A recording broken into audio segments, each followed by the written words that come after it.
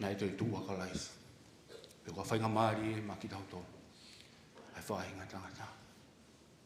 E tau toi tu o ka hire mate. He ka inga, o ko whaka mooni. Ko ngahi mea ko tau pe o ko ure aki. O ko mooni ia, pe o ko whaka wholai. O ko mahu a whalahi atu ki si whanau paia. Kai pe he whoki ki he pekia. Pilimilose Hafoka Uasike. O ko ki rea pia o ko whai i roto maulalo moeni i o whasikolaisi. Amen.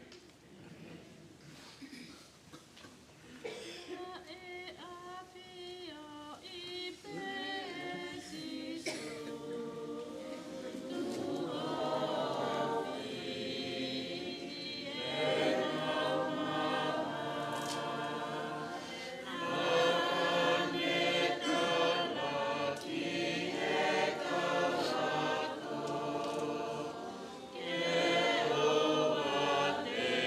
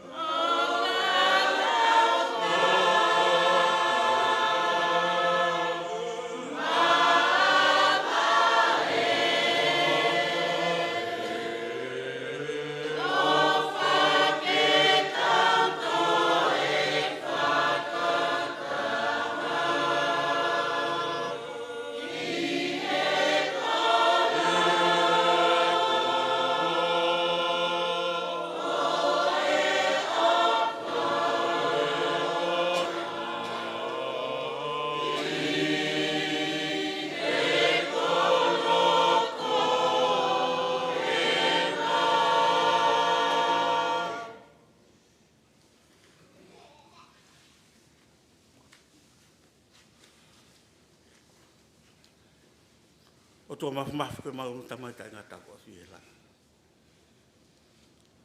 Mau ngoi loto honga ia, mau loto e whawhingi. Kau ngā kau i ona whawhi ao Pilimilose Hafoka Uasike. Au ngoi lahi, mā kua hoko. E au ne hake loto whare Uasike. Tāria e Pilimilose. Aho noui ko ke whai ke te ia.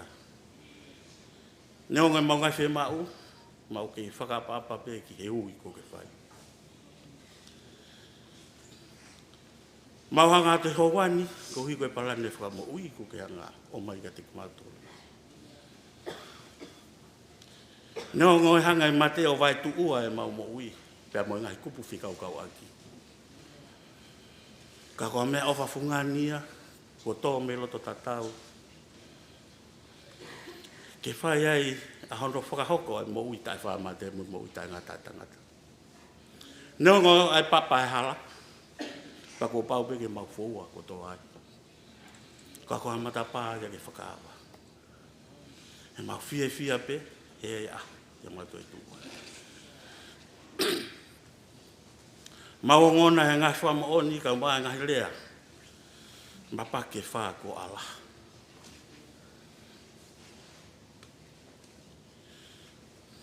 Si malo lo alose. Tari. Ano ui. Mea Fiona. Kaku kei manongi mo ala. Ai ngai ngawe le le. Nane whakahoko loto ngai le teu teu. Neo ngā koe mo ui ni. Koe mamani koe ni ke mau. Koe mo ui o teu teu anga. Ke whiloaki te mo Fiona. Ko tatau malo se. Ko ne tau e tau le lei. Ko ne lava ia e whakapue. Ko ne tau ki mau e tui. Ai kaunanga ngā le lei, mua ngā tonu. Ko ke pule koe ngai mea lahi. Hu. Ki ho mālolo anga. Koe nge mau whātatari ka aho. E mau toi tu. Whetaulaki fia e matota. Ia aho te ki hae ale mai ai. Me ngai hoste o langi mo o nau. Ke mau fia. Ia whe mātaki. Ie ka hau. Tāpiki nā ia mua si whanau. Ke ko ke whahu. Ulu motua ai. Mo ki mau tolu. O mau ki mau e mo ui.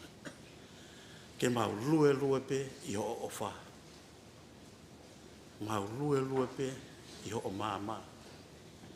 Pea tau lue whakataha pe. Pea mo koe. Mau teu ki a aho peheni. E ka hau.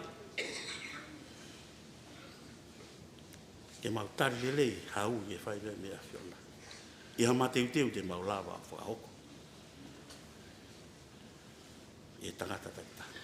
Tāpiki nā no kātua ku mau tōru. Ngā wako a ngai mea lahi. Koe lunga ngai, te whine koe.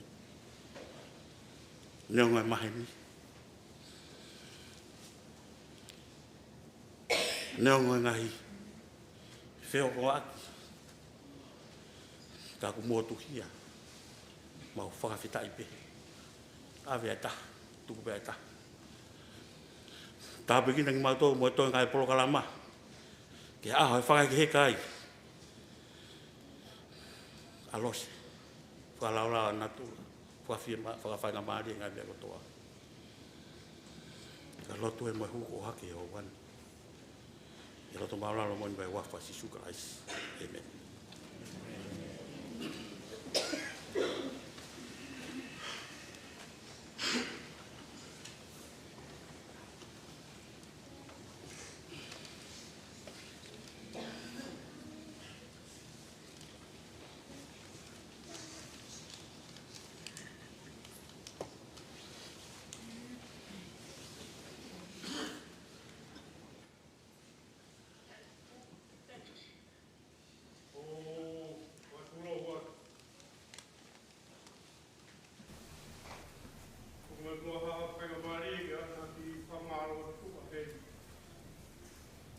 kwa marolahi ni ke ti mutolo ka patikau.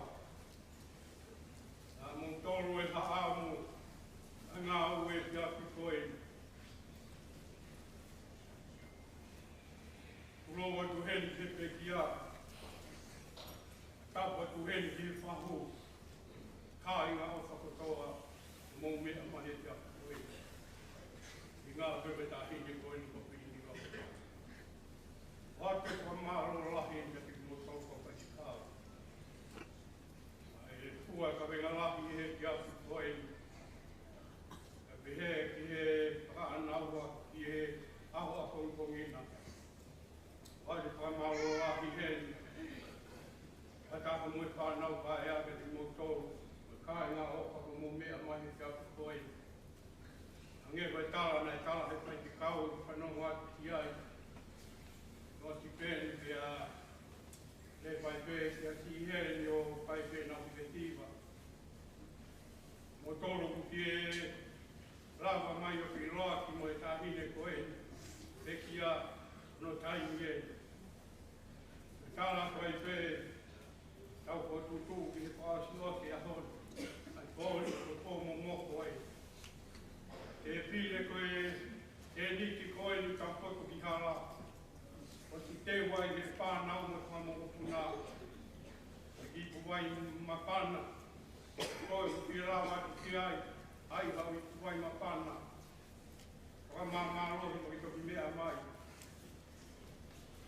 I hoko e hongo kuru.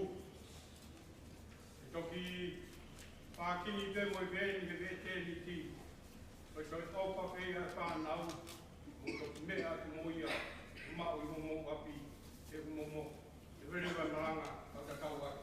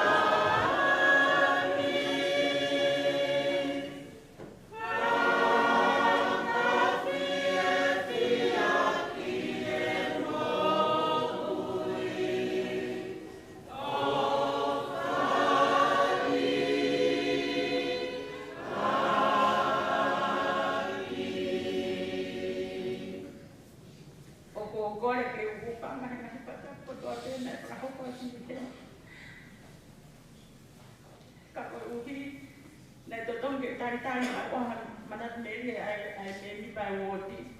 Ka ko ni ko ki fatongi ai taha e fai le ra ki ai pa te frase me te ki he. Ko ya ko ke mai a ke fanga pa ke pa mana mele. Ko au ke ni mo tu au ni ko lo hea. Horo ka ba ko buhi ngoa.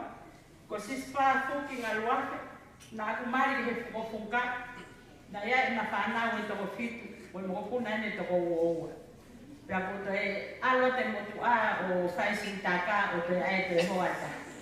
Ka ko whakamalo ko i omo korerei o si suka laisi. O tau maa pe hanonga, whakamahauinga. A te au whamahauinga nei o whaaki mahe e ki te whanau.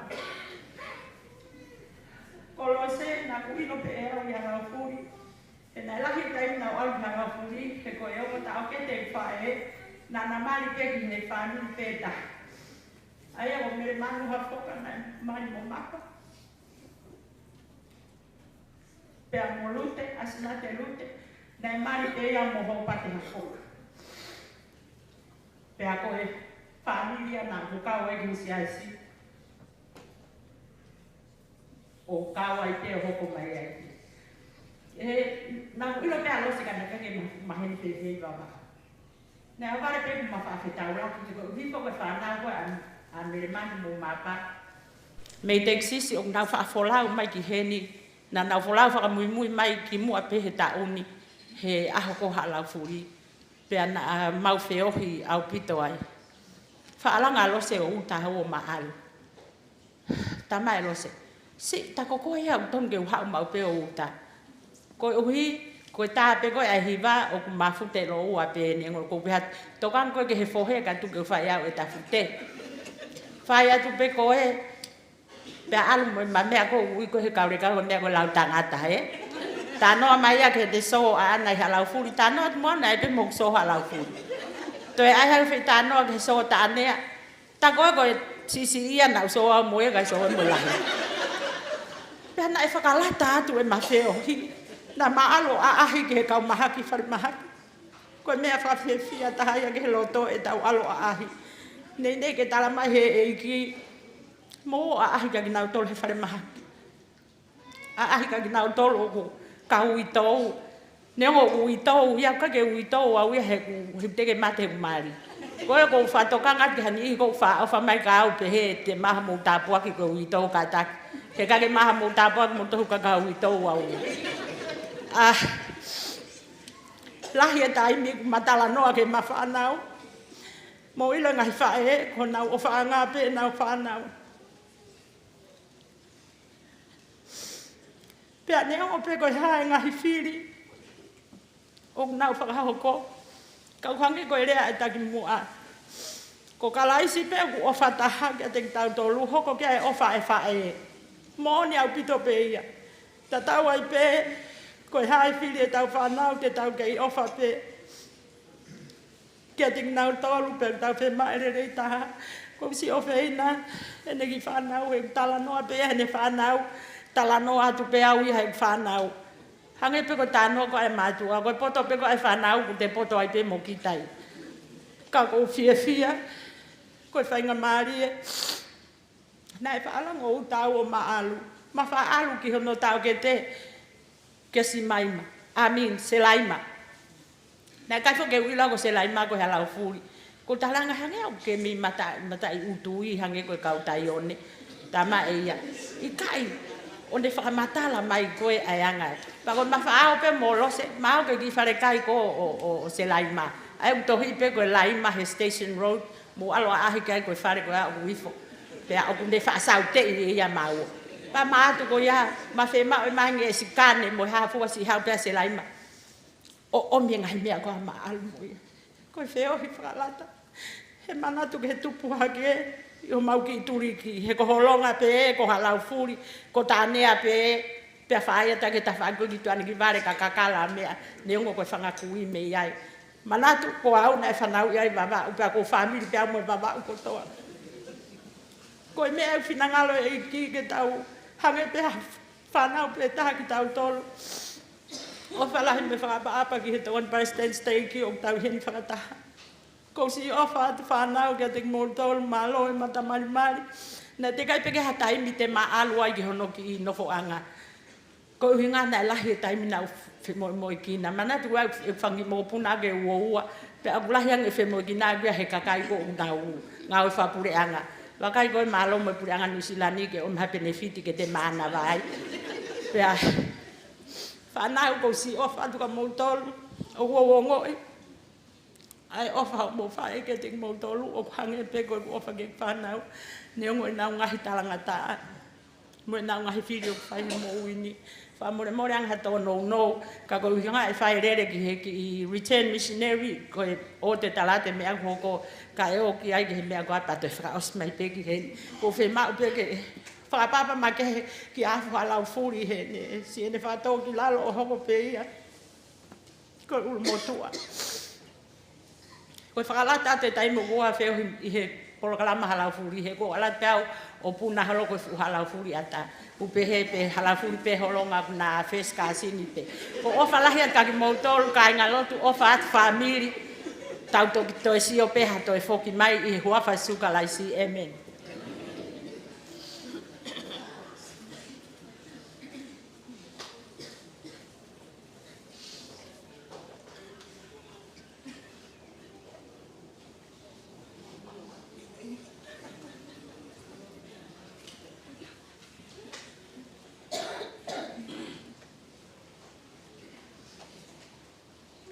Monu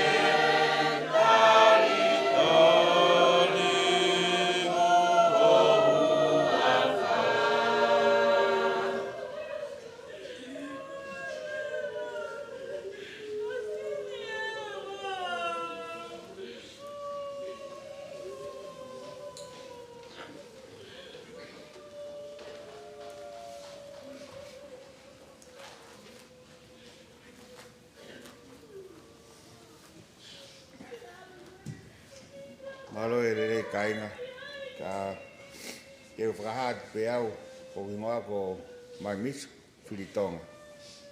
Ko ku kākunga pa mo e pekia, ko whae, ko lahi taha ia i ana tolu e pekia. Ka kune mama o atu. Ko e manat me ria ke whae ko e ni, pe ko e anti, taim lai nau hene no sila hen ki mua pa toki alki a seria. Nā hange ko e sio ka te au hame, a he ngahe nene ilo ko e whae ko e lahi taha ia. Ka nei ke uto e lau ka hame. I taimi nei mārolo e whae, na mau mea ki wawa o tanu. Ka ki mau ki tuwhi whine sisi taha, na kei tau taha taimi ko ia. Na whoke u tangata e ki mai ki hen, kasi tuke mau ki taha ne, ko e whae ko ni ko e nei nofo. Nei hange peha ane ki tama. Ko hange ko urea ki moa, mo on la, ko whine ni nai ofa. Nei keke ne toi lau ko e hahata. Nei hange pe ne ofa losi a mau tolu, ko hange pe ko ane whanau. Ka o manat me ria ke urea ko nei alanga losi ka tere ria i Februari. Ko ta kau are ai ta mai losi ka te au, no pente te alpepa te te foku mai ke tau. Pa ko alanga ko ya nane lau kau aki e losi, ai ne kau te foku mai ke siasi, pa mo ne kau i huo tempare. Nei alanga pa mautari pa maoko mauapi, pa ko ne ekan ko koa. E ku sai pe fuke to o tempare a te kau anu te teu i. Kondo to o tane alanga ki ai ki no asere mat. Pa pa ko ma io, pa mai koia ko fia he kau he siasi ko tempare te kau no te teu. Na hange ko ne lau kau aki ene to e huo tempare mo kau ke siasi. Lose ko maua ofala ka koe. Tau whaha mai he kau whanau Asiria, nau ofa ka koe, koe ke nau lava mai. Ko ofala hiat ka koe. Maro.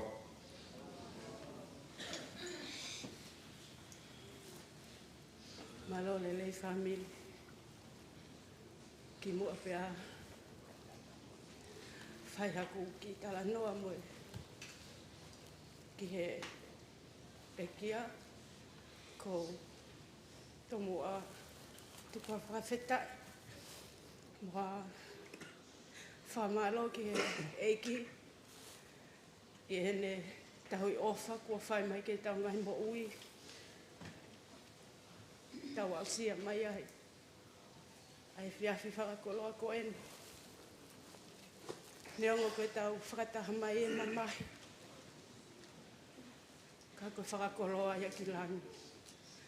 Ko hoku ingoa ko Melisia o tisi tauwha. Koe o whewhine au. Tau kete o pekia o lose.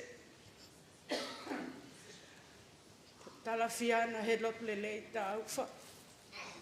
Kune kei mo ui. Tau fitu walu.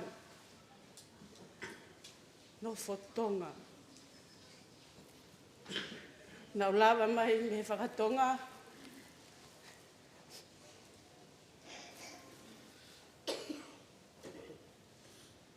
Whafofonga.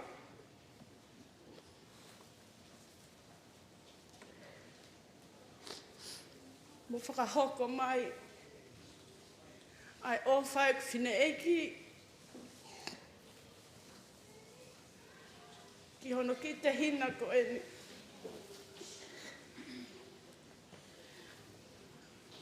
Ne hongo koe whae kia te au. Ta koe ki tala noa whakatua pe. Ki a lose. I hene whaatānge. Ke lea ka whiana. Wa koe tali mai telefoni o pe mai pe ia ka te au. Toko. E lawa ke ulea ke sisi. Pako whatalange whine eki. Ai au toko mai ka au, pe toko ua ka koe. Ko ne whaunga au pe he. Ne anga whawhai ngofua ka te mau tōru whanau. Na u. Whetau lak wha mui mui mo e whae ko e ni. A stele e lia. Ko e mole a te taha. Ono tau kete. Ko ana pua mau. Pana e lawa ange ki ai ki he mea whakaeiki o ana. Fu maheni au pita molose. Ko whai tūpe u aluolo ai he putu. O kou taki olo pe. O ki ai mo nau tau kete taha. Ne kei astele lia pe moia. Ko lupi. Tau walungo fulu maua. Whakahoko mai mono ofa ki te koe. Neongo koe tēnā i heni. Na mamata mai pe me ope. Tengi hia mai. Si mole a te hina ko eni. Maha whananoa pe. Lava mai ke mea whakaeiko lose. Maheni mo e whanau. Pa mo e whamili. O whakekawa e ki. Ia te tau tolu. Neongo tau whakataha e mamahi. Tua whātu. Malo.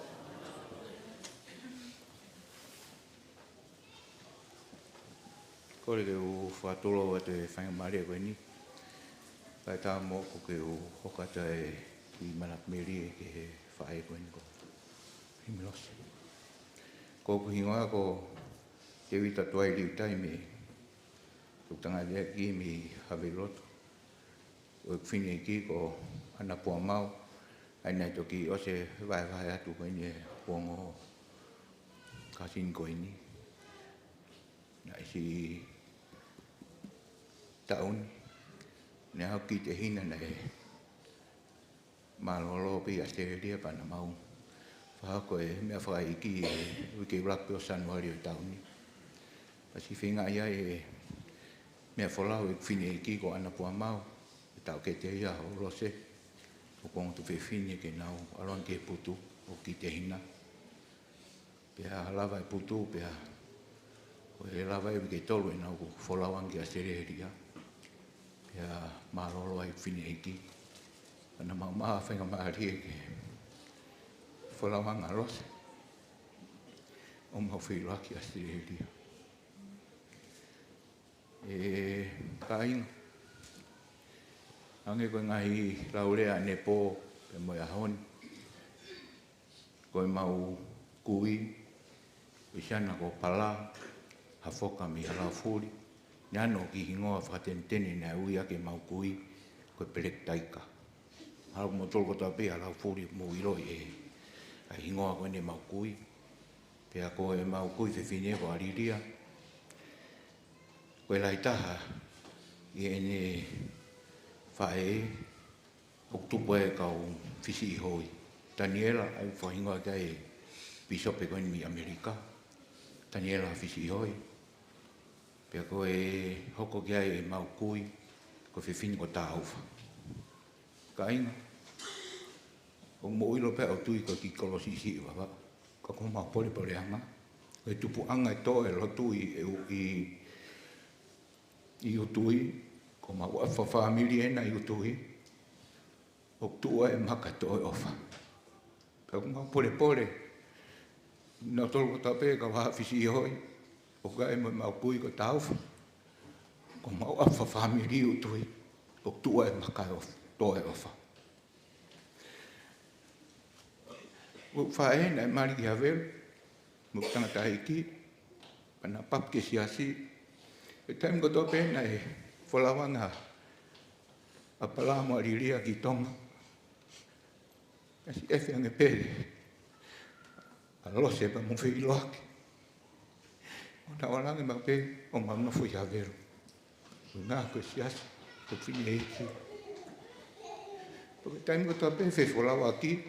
O tolo ko tope mo ilo. Anga fu waka e taipi ko apita wona e viri mo sami. Pe tapo tope. Ko mau awa ma tohe mau whine iki. Ke mau o ki halau furi ke mau o. O whilo ak mo Christmas. Pa mo pala mo ariria. Na mau tupa ke pena mau. Fuwa fia pik. Ya molo se mo fila no ki tu ani sisi. Ko inga e kulea ka inga.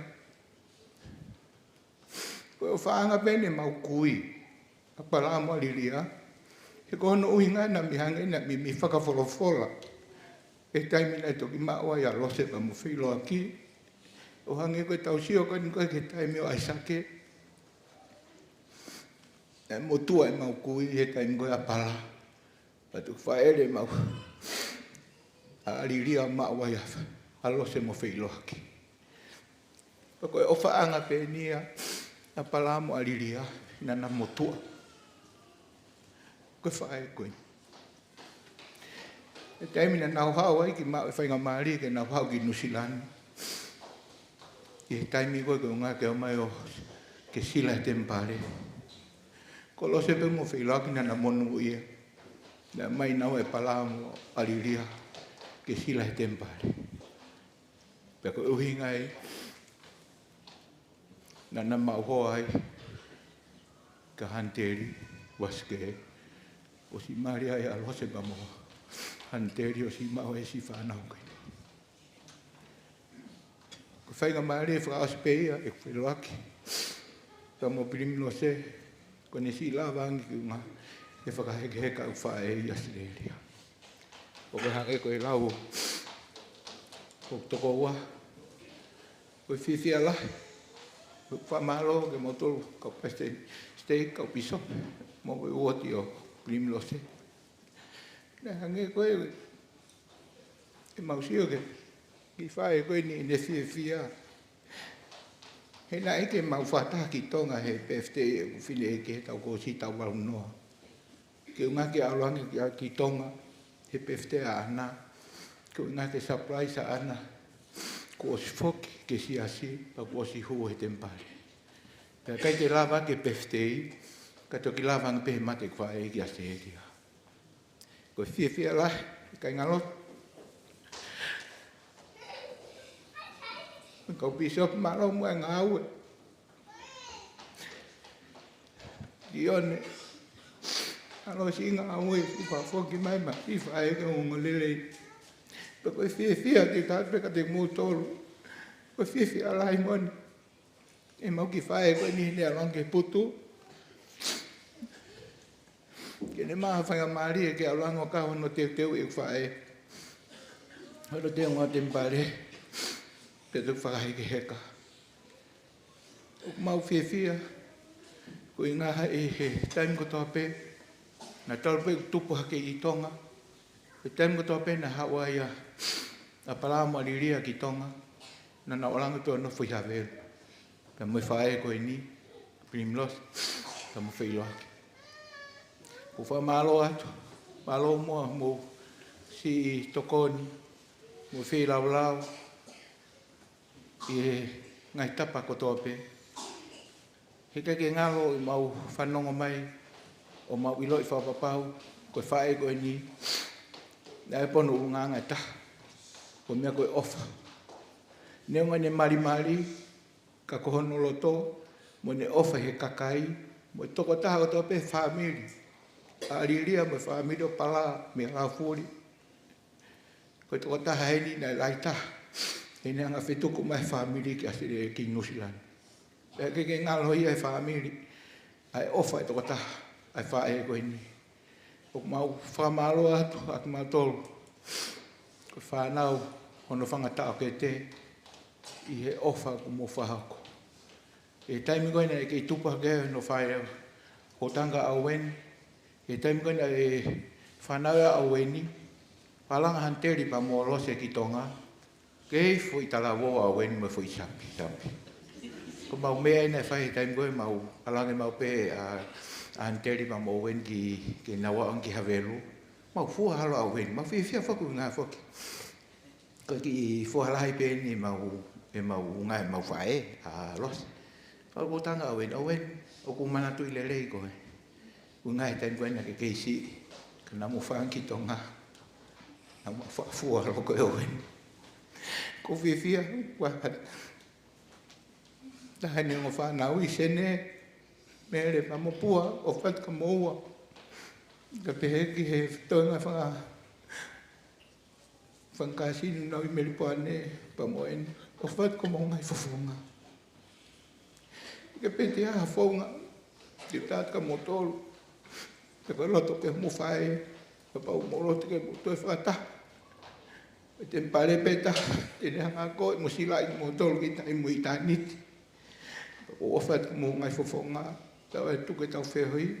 Tau wha. O tau whahaoka. I poto mo whae. O whalahat ka motolu. A whala fuori malo mo si fua whatongia. O ne ongo peu kuke toa ta. Ka kuhanga hi ngoa. O ne hanga o mai mahawhana. O tau fukolo eiki o hala fuori. O what malo si fua he whatongia. O what ka motole ka piso. Tōn pasi steak mo ka ngaloto lo se. Ka peha ki motole ko tape ka inga. Malo si mata ofa. Pako tui ka inga. O pehe ke koe rea koe ne koe whaiwhekaua ne pō. O se ne whailotu, ko tango pano. Ko pana ko ose o whailotu, ko whaistene au isa si te whano whaipeko ko whaipekawa ne po. Ka o moila kainga, o pepe au tuia. Ko mauha ko a mautoluia, o tatau e peme he lahi si. O ku hako I whaipekao pe ia, mo hako I Palestine, o pepe au tuia. Ko ofat ko mongai whawhonga malo, mo te o moulala mai. Ke si whahauka I tau porokama koe ni ke he mau ki whae koe ni kolose.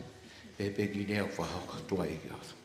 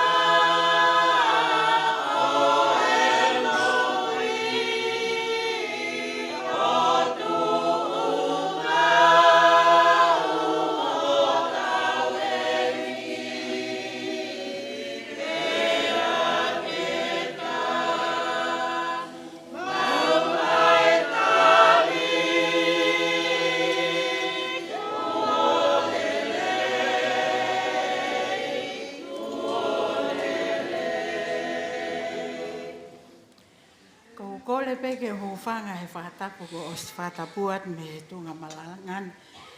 Me wheituoni ka ata mo ko ke u whaiata haki manatu me lie ki he toko ua koe ni. Ka ki mui ke u whakahoko e manatu me lie ko whewhawhe iloa ki atu pēao. He kuo tui au tola he kakau. Kai ke mausti lawe I pe ko hae ki whine motu atua koe ni. Ka kohoku hingoa ko Ameria pasina lawaki o kou takai whala ki maafanga ki he filo. Ko whelawe I mo lose, ko whae a lose, ko tu whewhine e matamai.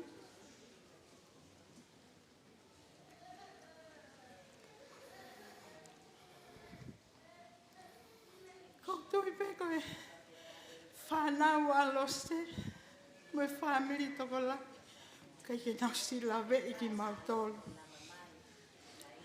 Ka koe taimi nau kei sisi ai, ko pala mo aliria, ko whai peha mea a halau furi mai ai siasi tonga tawa taina, o kunau hobi kotoa o nofo I api.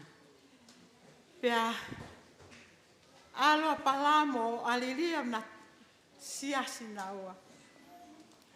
Ko lose, ko hoku to'u a lose. Na makalasi whakataha mo lose he a koi saineha I wawao. Taimi kotoa pēu ma wheohi whia mau pēa lose. I he taimi o ma wheohi ai. Ko ku manatu, mahala ko matau tahani mai e pe tahao no. Ko mama vai mo lose. Hawa lose ia mo pala, mo aliria, mo wheloaki ki New Zealand. Ko nau hau ki tempale. Ko au, nau tupu hake na kai e siasi. Ko gongo mātua, ko kau tupu I siasi tonga tau atahaina. I nei afu. Ko mau api, ko ia ku tuu ai e whale loto e siasi tonga tau atahaina. I nei afu. E whaki e whangakui, ko hiko e lotu. Pea, nei hanga pe he mau tangata e ki o whakaata mai. Ne ongo nei kai ke loto ia ke mau, ke aluange, ke mau kau ke siasi. Ke siasi kono sisu kalaisimo kau manu ne ngai au ki muini. Kana ne hanga pe o whakaata ki mau tolu ke naka ke loto ke papi mau tolu ka koe hau pe no whanga nis o kole mai. Ke ave mau tolu o papi. Pea ave pe o papi, ka kai ke loto ke mau o ke lotu. Ka koe mau ongo mātua, kai ke na whie whanonga naua ke he ki ha malanga pe ko ha mea e siasi. Ka na whawhanga naua e kau whewhikau, whao e wala kau whewhikau. Pa whaianga, o mai pe ki api e kau whewhikau whae nau wa inga, poli polo mo mea kotoa I api. Pea ko ilo koe fua e nia e nangawe, ko si kaua I au ia ki siasi. O mao e tāpuaki ko ia, I honglelei. Ka ko whoki e ku talanoa ki a lose. E taime na mawheohi ai, na e kata mau pe a lose ko au ia na kai ke tale e niti au ia. Ko lose ia na e manako ia, na e maari au pito ene basketpolo mo ne netpolo. E ko e whaataimi ko ato e mau ki basketball me ne iafu, ko toko ua lahi na e kau e timi. Ko maat ko I halau fuli, o tau, o si mau a losi mono fo I teu ko e ke he wainga. Ko si teu mai aliria mo pala. Mau mea kai.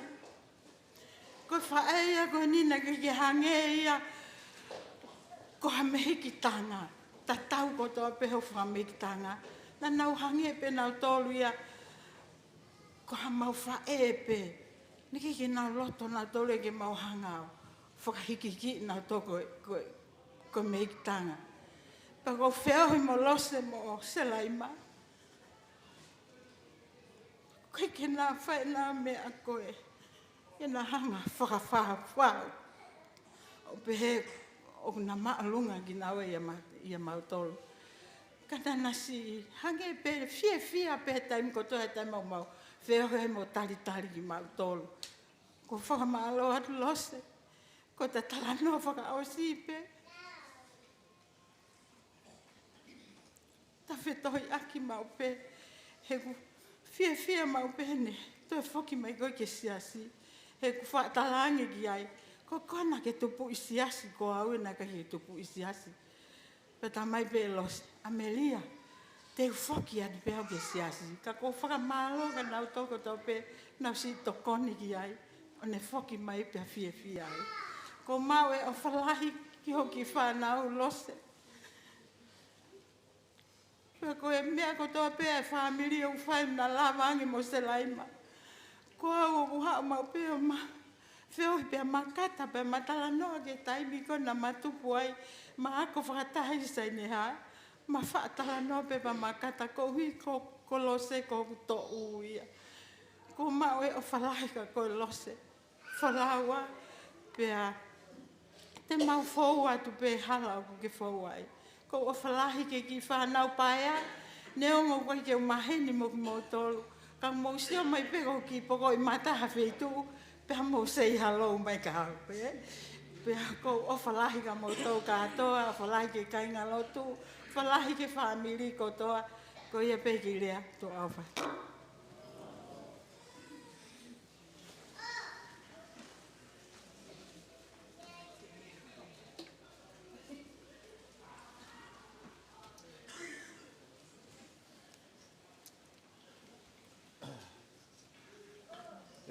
Kainga.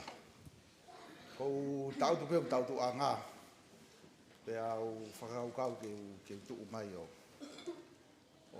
whafonga i atu. Ma tolu koe ni mei nusila ni he whamiri. Asiri ai ko osi e ngahi vahe ono whai ka se laima. Ai manatu meiri e. Ko e motua koe ni. Ko e mautolu o kuulu motua koe he whamiri koe. Ai a koe mau kui, koe tangata ia. Whewhine nu ia e toenga koe. Whahingoa gegi tamsi koe. Pea, ko au pe ku lahi. He toenga ko he taini mau toe pe whuke a whanau he taini. Pea, tau tu pe he ko ki hirehila mai ki he ka losi. Hange pea ku siange pe kato tō kamoange. Pau pe hea tu pe hoa. Koe ki toenga taimi koe ni utoe, koe whihae ni tamai hoa. Ko ni ko toki ala ke ni hafe hiwa io ma ko ki toenga ko ni te uma o lewa e au lele pe mo ki malanga ko ki mana tu meri e fa mo i feo hi mo fa e ko ni na fa pe fte e mau anti ke mo u pe a o lele at ki ai e gua pe ki ta hi no fa hi mo ke fa e ko ni mo at ko ki ai pe a o se pe fte fa mau kai pea koe rea mene whae koe nika te au. Manase. Whasiusia taki me i toenga ki me i puaka hena ki haki i paku. O ai mahi ki i pereti ke u alu mo ia toki kai api. Pea whanawhana atu ka supi. Supi. Ala to whasiusia maha ki fo i poloni se hena. O whao maha ki i pereti ke u alu mo ia toki kai api. Pea matu uai pe mo supi o whesi o whaki. Koe wheo hi whamui taha pe mo whae koe. Nā kai iau pa manaki. E wawe wholau e whae he whae koe. Koe tami koe na e tānge ai. Talange koe iau ni whoki mai ke siasi. Na e lere noa ia pe kolo i mata. O ku uhinga pe taha. Ko whia ai. Ko ku hanga manatu. Kau kai ke ngalo ia ki to asila na mau mano whae o whae koe.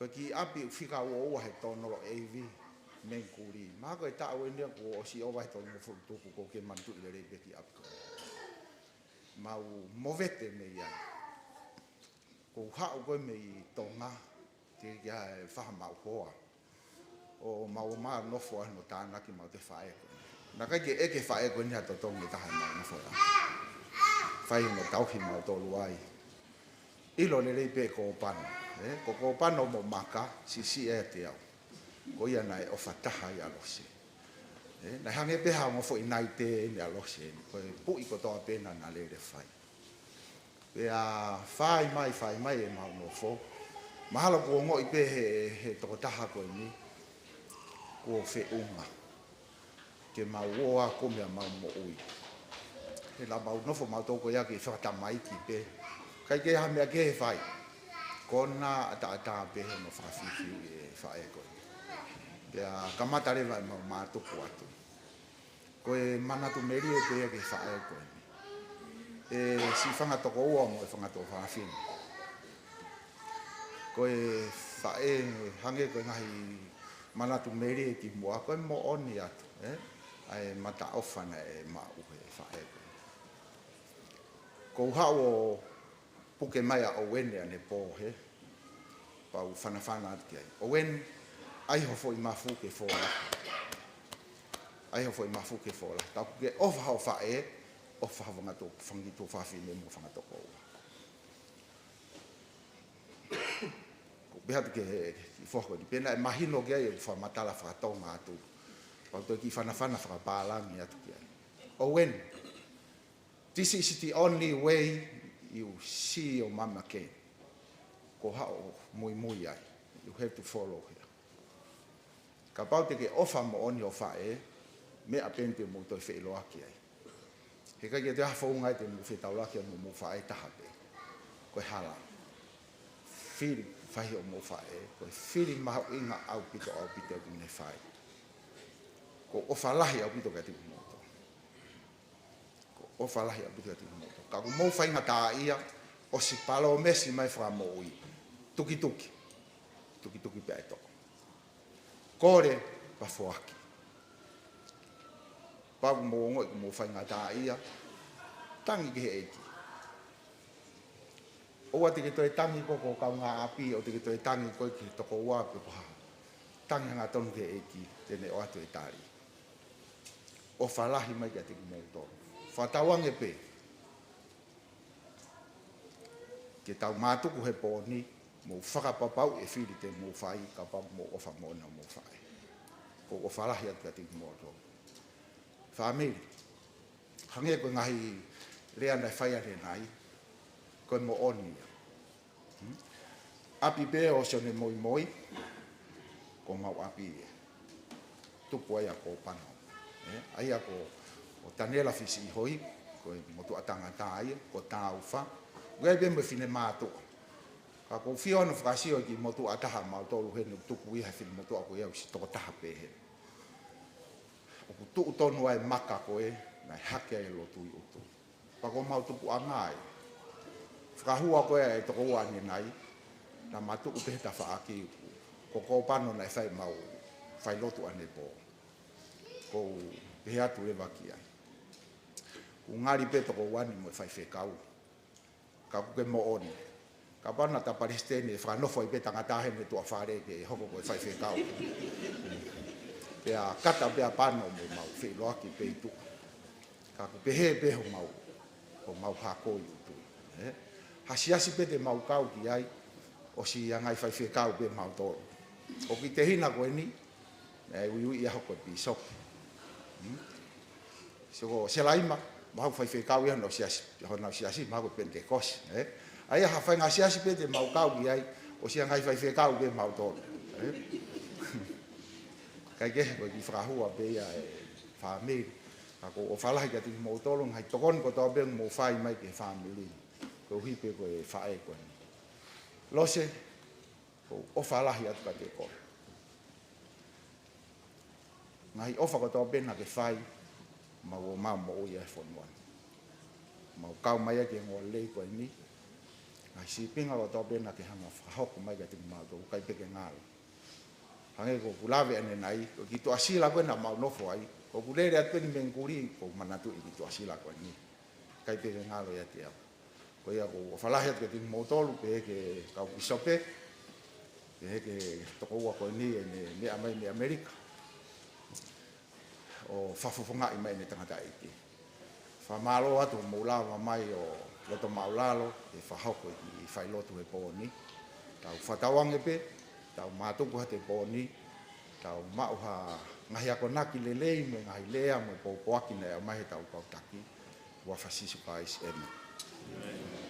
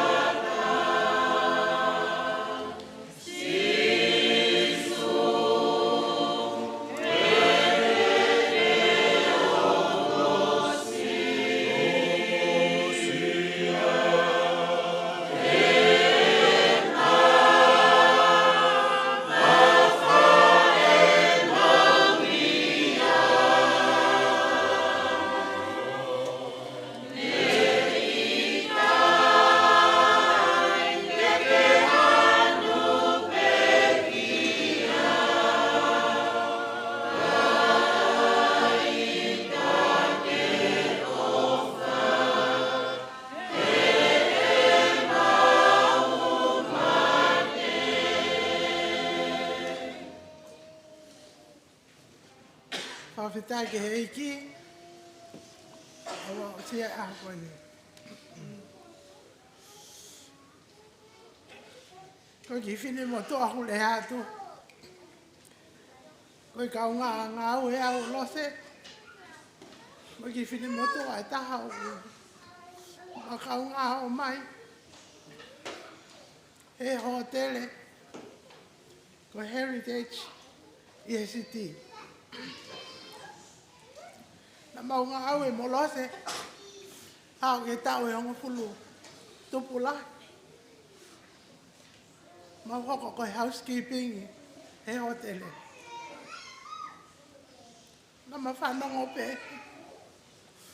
O mole a lose. Na mau mai. O mana ko mau e feitu mesi. Ko ma ofa mai ka lose.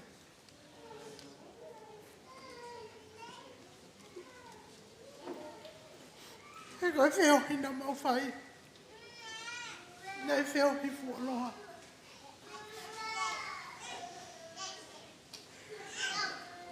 Ko fe fine a lose. Nai toki mua he mau ngā ue he hotele. He nai mua ngā ue ko tō pe. Ka nā ku ilo i pe anga i wawa o lose. He koe mea ia koe ke whaumata a tōng tamai lose. Tuke mea koe nā hau koe ki he ke tau laka tatou ki he. Koe ke ilo he pālangi e mea koe nā e whakamata atu. Koe mau kolosi a mau talo e whiwhitu e tahau. Nofo mau tau lai ke lawata fui hou e whi. Pea, mau wheo i fuoloa mo lose. Koe whiwhine anga le lei a lose. Koe whiwhine ofa. Koe mea ko tape a lose nai mau walango vai ka mau tolu. Oh, wale peku tama e lose koe nei toko naki mei tonga. Nai mai. Koe mau taktaha ia tanga i mea kai. Koe utai anga pe koe ki hotele o tuku i tua o mau taktaha. Pea o ku whakangalo ngā taa ka teki mau tolu.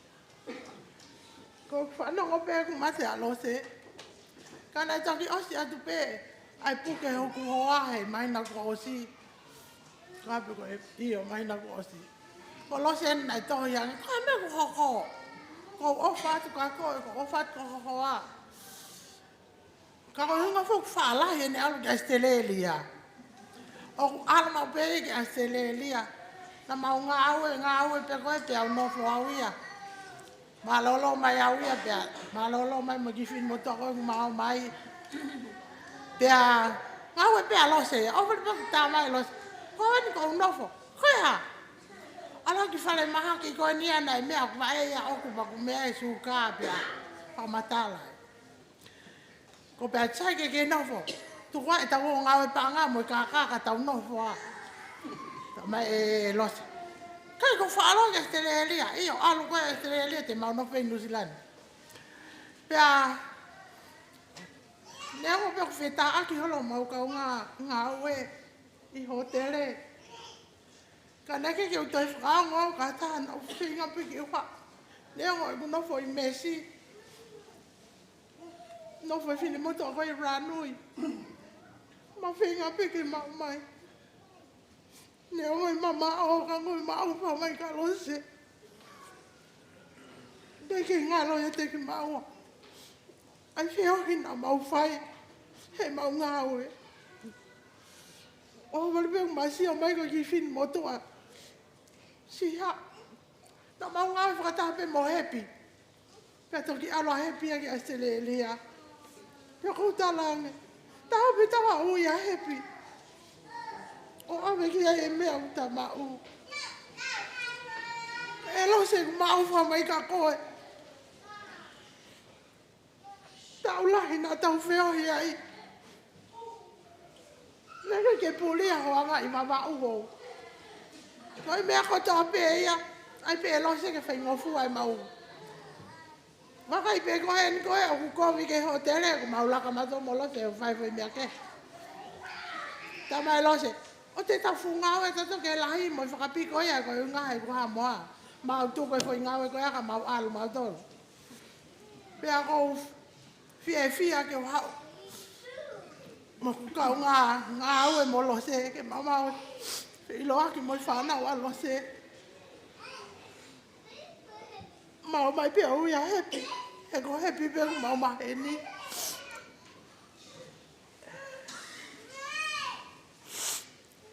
O whalahi atu ke siasi o lo se. Na mau i lo i pe.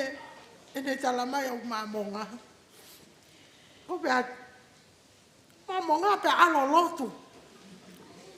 Tamai lo se. Se, o ko alo lotu. I kai o. Hangi ko ko ki peke ki alo lotu. Pe fa i ta lo se ya o fa o fu ko sa pa de. Tamai a fa bok. Ko pe at. Me a fo he ko ala ke lotu. Alu ko ngau e ka ala lotu.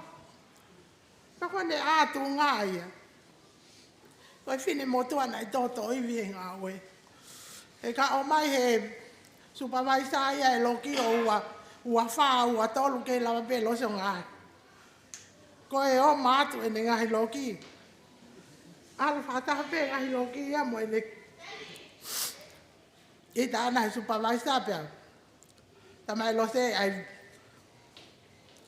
Ke he pe ke ai e loki. Ka ko ia kuma. Ko au pe mo ki fine motu au kuma.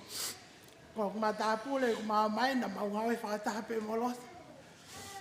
Ko ma ofa mai ka lo se, o ta han tatau. Ke ma umaki hai. Ndia ngo pe ku mo moko pe mama. Ma mai me feitu mesi, ka ma mai pe. Ma mai ka los. He kuma i lo i koe ose a lo se pon. Ko ai pe ho mau ka ngā au e nau. Ka amu ke nau homi, ka koe ke nau lava mai. Ko au pe mo lona ku masi lava mai poko ini. O whaat ka mouton.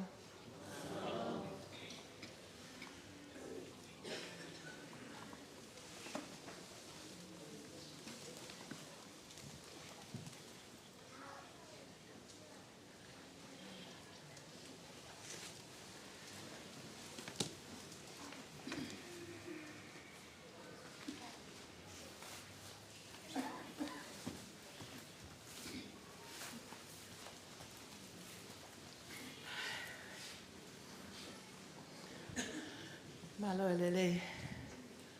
Kai ngā lotu kai pehe ki he. Nā whaamiri mo ki mō tolu kata pe ko mō si lava mai ki he. Mea whaeke tahine ko Pilimilose. Ki mua ke whai uki I manat meli e. Te uki I whahauka at pe au. Ko hingoa ko fine one fisi hoi. Ko e tangata ene ko tupa iau. Ka fine ene o kia ialo se. Ka ko tupeke whai o ki manak meli e ke toko tahan. Hangepe ko mea kumo mea I kumo lawe I he. Ngahi manat meri e ko o slawa whakahokat me mua ni. Ho kuongo ki tōnga ane. Ki I motua nane. Wahe mok tau tolu he tau kei whailotu he apio si hausi. Ane whai e tau ki whailotu. Mo ki motua ne toki o si atu hene. Ai lawenga Maria e hanga e whanonga mai he. Ofa nei whai he. Toko ua koeni. Ka ko nā tō whiwhine. Ka ko hoko pe koe whae he. Whangatonga ane koeni na nau mua mai o. Nofo he malumalo lo se. E taimi koe. Nā e whai pe. Tu tupu hake mo I whiilonga ki mo losi I wawao he mau tupu hake. Pea mau whepuri ngaki. Toki haa peki heno toi whiiloa ki ai mo losi. Pea whai mai whono ngā. Hange be koe ngāhi whakarea whawhai koe toki whiiloa ki te hauka whai ngā me. Na pepe tok whilonga ki malose. Ka I he te whenga pe whanono. I he wafe ua tolu na e hoko haki I. Whenga ta ia whaina tūla he. Nai kau hoko siau ki I. Pale pale ta whea. Pea mauhiki ato alu takai holenga whitu pena I whi mai pule ngake mauhiki ai. Pea ia e whiawheta ko hiki mai ke whitu malawanga puna no whai he apartmeni ai. Kau hako o lotu mai ki he tōmasi. O wale pe whiawheta oku tatanga ke ki te whoniko lose. Ko pe hata toko ua wholoa e puri. Tama iyo wholoa ta siat ka koe. Ange pe ka mea ta whapehe. Ko e ki pe oku ne whai ha tau tataki. He taim ka toa pe. Ka pau tu ma e tau tuhi a te ia. Tāngi toko ua pea, ka mata te matala noa. O whakai koe ko pe hange o ko whanonga ule o tangi. Au pe atu, toko. Ko te ten ke maulera ke mau ki po kalama he tomasi. He mauloto atu ki ai. Patala mai e ia. Pe moha o he pehen ke tau o ka o te teo ko tanga. O ia sai. Maua piki maa lose mau mai. Ko mau ki konfilenis whakau o te a tomasi pa mau. Nai whae mau ki activitia. Pea mamai molo se o tautu ai. He koe osko ia aku whae ai mau kai. O whataunga he ke toko wā aku tānu. O pehat ke sai pe. Patala mai ia. Ia ko sai pe au ia. O pehat. Hau ke tangi ai. Ta mai ia. Ka sai pe. Laki fuafua hau ia ako molo se koe ki he. Ke ki uoti. Te au pe ke sāpate. Patala mai he toko wā.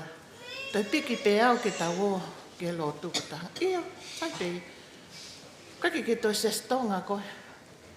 Pea kata pe. Ta mahau ke lotu. Mahau koe ke lotu. Ko siau toi tangi. Au pe kia. Tuko whatangi. He koku ilo. Ko toki osi e whai ono whai to o la. Nai ta whai o whanga pe whakatapu o tu usi e no ki ono wai. Pau pehe ana o toi puke nau kia mea hoko ki ai. Pau pehe kia. O ke sai pena is wholo fui a kau. Atala mai ia. Ta kamata mai ma whiohi. Pea ai koe ke mau whoki pau pehe. Tau alu peki he mea ki tau kai ta mai ia. Pea ma alu mau o alu peko ia, pea hao e ki he whiawhi. Ta mai e lose. Ta moha e pe tau tō mau.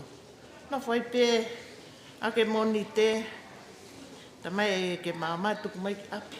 Ta mai e os pe pa ke toi ha. Hoko a toi pe ma whiohi mai toko ua koe ni. Hao ke os e te ngai mahina. Pe tu taki angia e kau ngau e koe nai whai e ngau e ko ki pare ta mai ko os. A tangia te tau kuani ko tala mai te mau whoki api. Tala mai ia. Tau alu ai pea. Mau whoki mai ko ia. Ko sio lewa ke toko ua ungari. O whai ngofua pea ngai mawhiohi. Tala angia. Ko hea hao loto ke whakakaukau ki ai. Ta mai lewa ia ka te ao. Toko ua. Ke lau ula whai poa kona ta oa ki activity ko mea nau tangi ai. Nau hau peki api. Tau eksikaleti. Tau mo eku. Apa veiti. Pea mo eku. Olo ka halo ko tau pena e tuku he ku aisi. Nau hau peo awa lak. E he loto pini veve. Pea pihanga lewa kia. Tau sai. Pai e maki whi lau lau. Danke. Fonga peta. Lahi hai tau tui mo tau. Wa fia mo. La Maria iki. Ko ta fa fi lau lau. Fa ma fi lau lau. Danke. Ike ki foki a alu ko kuoti. Te ta alu pe tau ke tō masi. Ka lewa ko au e tanga au e whai. Te tawat pe ko ni tau ke piso pe. Whakahau ko koe ki ai. E mea pa kumi o mempa sipi. Ka pau holoto ke foki ma. Penai pe anga makuau ki. Lai fi lau lau pe. Talange to ko ko ni. Ko mea pe te talanga te koe. Ka pa ko whamato ato. Te uha upe ke o woti ka lewa ko mahino ka te au. Ko mālohi o ka pakau ke puna pe a koe. Ka whoki le. Ai atu koe au koe ke mau ene membership. Ma umai a koe ki tahi nea whiloaki o whakai ngoa ki ai. Hono ki tonga ane. O nahi ngoa ta tau pe. Ka ku ta ua ni mai ki tahi ne. O talanke. Ta toi whinga pe. Ma tā mai lewa ke piso pe. Ka whale maka si hoi. Whi ma o hato kone. Pene tala mai lewa. Koe whonga pe ua e siasi. Ka pau koe ke ma o man pasipio lo se. Koe toi papi alos. Ma toi si o pe ke piso pe. Pea tala mai lewa e maka. Ko whonga pe taha ko taha ka mua mo foki. Ke ka alose ke alu ke uoti tonga. Koe whonga pe e taha. Ma toi whaai lewa au ke uoti tonga. O sio ke piso pe. Waha ko mai lewa. Koe piso pe e no kune i heni. O maka. Piso pe na. Ta mai. Koe whonga pe whai ki ai kona toi papi. Family.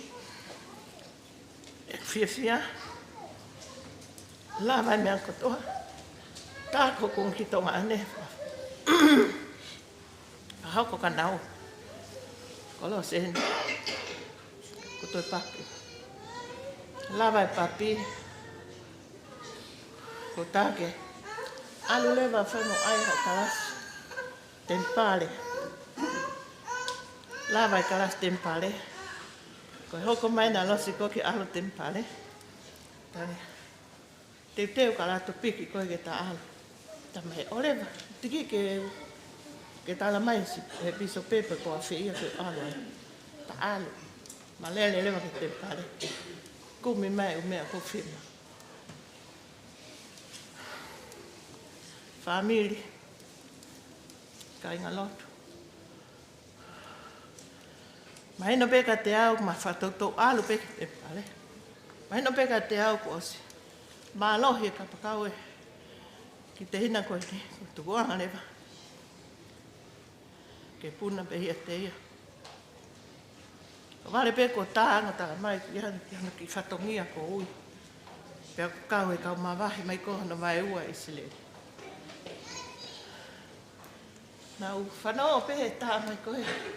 Tala mai koko, mala olo alo se kana ke ke tu yau kia. Lele mai tu ke lo tu sa pa te. Tange tahi ne, alu tu ke mata pa. Tu ke atu kai pe ke tahi mai. O sio ke mata tahi ne guli liu. Ko tang au ke next to tu ki ai ki fa papa. Ko ne tu ke atu pe fa matala mai fine iki. O tang me pe ki. E tahi neo hao taha mai. O mo oni peo ko mata lo se. O ko mau ngala tu mai pe hala al ko mau aku.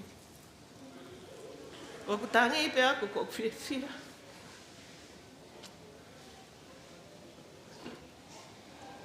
Hana popo e to ko ko ni. Ke ne foki mai ke ngong lele. Na sila ia ke ne tamai me fai. Ko fia ia ko tu ai. Poko ni. Ko manatu me lie ka los. O falahi ke te koe losi. Mau afala e piko.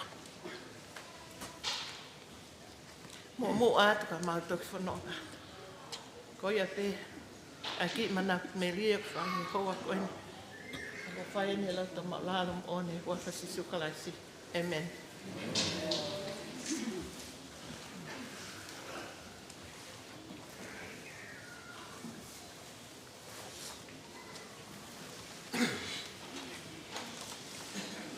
Mai tau te lau. Kore ke u whanga i ngahi tala whakatapu. O si ona au whaki mi he ungan. Kore ke uhawa ai. Whakatapu ki e whae koe ni o ku me toka he whakalake pā. Whakatapu atu ki e whahu. Mo e whakalangi ho tau apisia. Pe he whoki a afu halafuri. Mo e tau hi e māu. Ko tau aptanga mamahi. Koe ki motua ku whahoha a. O koe ke ilo koe ne leremi whi. Ko ki ngoa ko Rodney Wolfgram. O ose ngahi tuunga whare he tu mi muari. Pea ko whakautua pe he peo pe he. Nengo e kuware he unganga whakatonga. Nengo pena tu pei tonga, ko ilo pe. Ka te utuu. Ke whafofonga. Ko tuunga whare.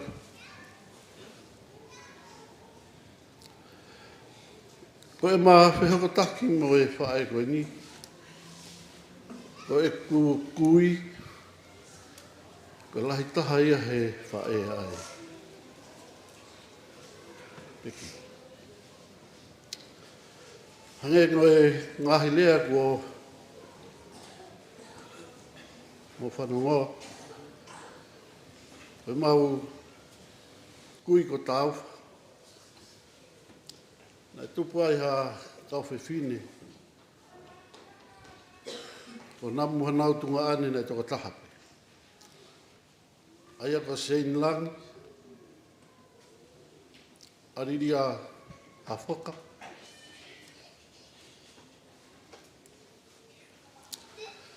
Pea mo latai. O kune kei moui. Pe he kia sione moi moi. Kone mamao atu moi. O sein langi.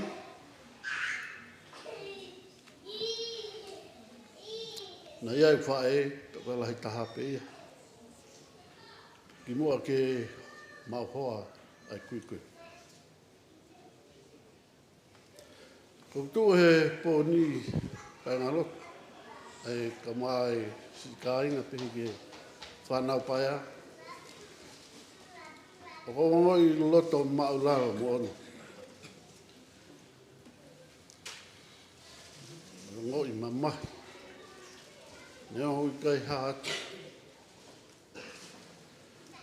Ia keisi i, pia hau whaalere atu ki halau furi ki he o mātua alose. Nai tok hange ka huia nai tok whai e whirimisi ia ki mui pe nai ki mua.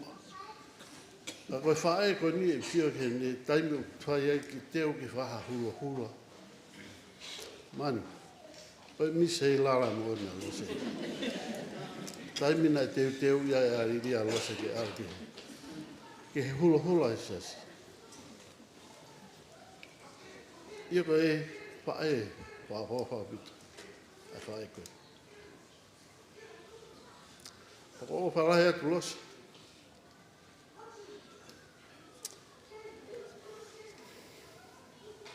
O watu. Whahofonga atu. E whine e ki, e nā, pe ke tunga whare sei ni. Ai o whalahe atu kia koe, pe he ke si whanau paia. Hange koe lea ki mua. Ma koe whawha taim bene i pio ke whanau lose. Tāki wawa. Ko tāki, masi. Pe fine. Pai fupure anga mālohi mana lose. Tāpak lahi he o tua e whae koe. O tui, o kai ha mea e whai ngata. I e toko lahi pehea e whanau. Nā wala he mea katoa pe. Pai maa ma whanau. E kaha mea te maa ki mou tōru whanau. Ko ngahi tātalai whare e. Ko whai e he ka whai te kau. Ia pe taha ko tō mahi whiawhini. Ia pe he kāi ngāhu na kātoa. Ia pe ka whora e iki. Ia pe taha te iloi e māmani aki mō tō. Ka pāte mō whio whaki. I kai ke ilo tautoria he siasi ki tau kawa. I kai ke ilo tautoria i he lakanga pe ko haha me te tau whai he māmani. Mea iloi e māmani ak tau tolu. Pe whanau mo kau apostola e tua. Apati tau whio whaki. Pe koe peko tō mai, mai lere mai pehe ahoni. Ke whie kau ngā mamahi mo tolu. Mai whatawangi ke o tua. Ke ni hanga whapupuru ak mo tolu. Aka e nonga mo whie maari. Ka maha mo ngā whamiri. Ko whalahi atu ke kau taki lotu.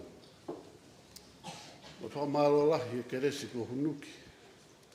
Ange koe lea u taka i tonga. Ange halolo ko ringi ki hatahi ho. Angahi potfolfola ko tau whanongoa. Ofa bito he vahe a e pisope mi Amerika. Peke wilo ko a hoi ki he tuunga koe. Ka kou whamalo at ke te koe. O whalahi atu ke mo toru katoa. He lewa malang ta tau atu. Malang.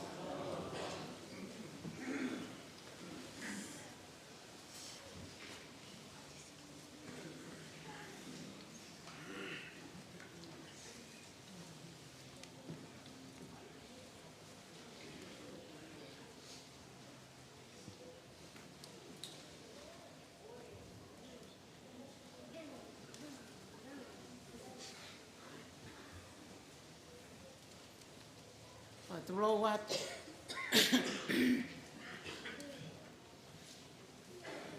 Pea kou kore ke u. Apa. Kai tuku mua ke u hake. I whainga maari e ko ene. Neongo na e whai loto e whamiri ane pō. Pea mui ngahi manat me rie. Kana e whiunga pe ngahi manat me rie ane pō mo e whanau. Pako whiwhia ke puke ki whainga maari e ko ene. Ke whamanat me rie ke whae ko ene. Ko e whae, ke whanau, ko e kui, ke whangamoho puna. Kau whahahukot mua au. Ko e whae, ko melela tai hawea. Ko sisi ia sen langi mo ariria. Na nau toko tolu whewhine pe o hange ko ngai whamatala ki mua. Pea toko taha o nau tunga ane ko san moi.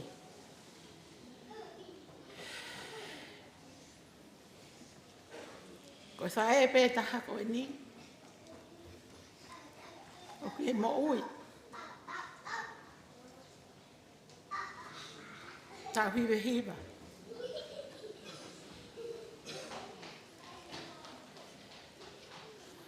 Ko ek manat merie. Kia Pilimilose.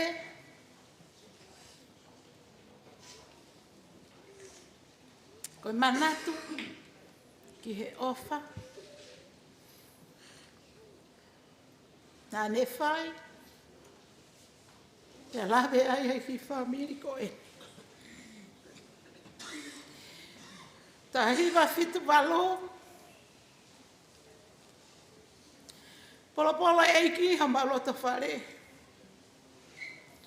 Ui e mau tangata eiki. Mau ke hiki. Pea kohi ape. Na e ngā aue. O tau hi aki ki maha tolu.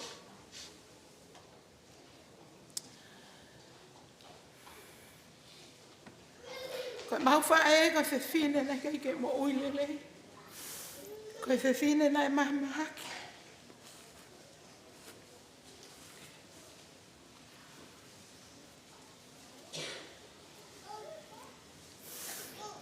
Mau nofo peha sio pe ke whalala e mau whae ke he o tua. Mo ene pehe whanau. Ko more. Ho tau whalalaanga i mamani. Ko tau whalalaanga pe to e ko e kipe. E tau whalala pe ki ahi kai ke siva e tau amanaki. Taimi ko e ni ku tau a ahi anga flet moa ko toko taha. Ko tunga ane taha los. Pea mo ana pua mau. Nana fumalo hi au pito i siasi. Koe a ahi ange koe wheinga ke whine eiki ke mau ta whoki mai ke siasi. Ka koe uhina kei mo ui pepea mo ana vanila koe lai tahaia. Koe puri mai koe a whereti pea mo ana pua mau ku asianga ana vanila mo telo. So mai la tai no whope ko ia hau siasi o te ke alu koe ka nahua.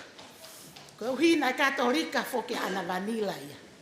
Koe ke uilo pena e nei whewhe ha kapana e kei mo uia ana vanila ko alfoka a mai miso ia ki he ke siasi. Kai ke he koe anga pe whokia ai no whoko i tonga ha nge whae ki sio whakasiasi. Ka koe ai pia koe whakaori. Ka mau whanongo pe ki he rea mau whae. Tau whalala pe ki he eiki. Pea whae atu ai whanonga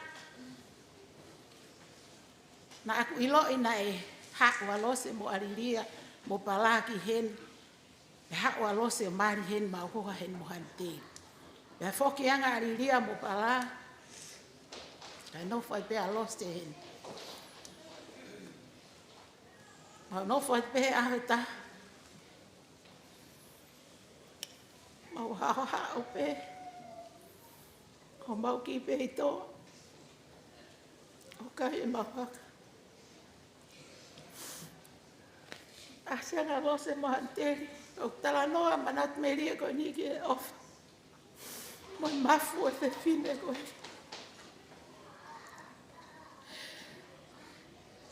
Mau feilo haki pepa mau po tala noa. Tata mai tena whalau ki baba upana to whoki ange ki tonga. Maka na whoki ange ko ia. Ulea mai a lose. Ke fine eiki. Pe sai peke na o mai e lahi taha. Ia mau tau luko si taisa. Ke hao o ngā ue ke tokoni a.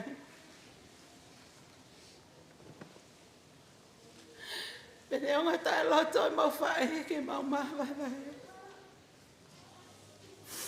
Kana e tuko e ofe fine o ni. Ke hao. Hoi kai ngata pehe kumi ane mo ui. Ka kene toko ni iange. O mau ki family. Koe hao koe asi taisa.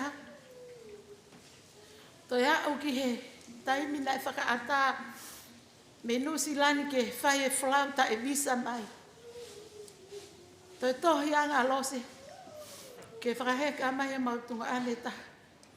Ha uai mo ko pano ko foha son moi. Ko kamata ni no fetuku mai ko ki mautolu. Ko me apena uilo I ko family o lo se mo family o hanteri na fetuku mai he taimi ko ia. Ke o mai o kumia mo ui. Te toi hao mai ki sisi taha kau toi pe tonga mo fine eiki. Te tohi ange ai lahi taha tala mai. Ko fine eiki ena se inga ia ke ha. Ko ene o loto pe alose ke ai ke ha. Te ha o fine eiki kau toi pe tonga mo sisi taha. Ko supi. Te toi whenga ngai pēa kau mea. Pea tō mai. Kai toi a supi. E mau talang ke tuku a supi hai. Ke mau tok whenga ina. Ko taimi ka toa pēa ui ahi ha mea ku hoko. Pe ui ahi ha mea whamiri au whai. Te mau whailo aki ai mo lose. Ko mau re a pe lose. Hei kai peta ngalo ofa. Mo hou se pani tia mau lahe ai. Mau tō mai ai ke Funual.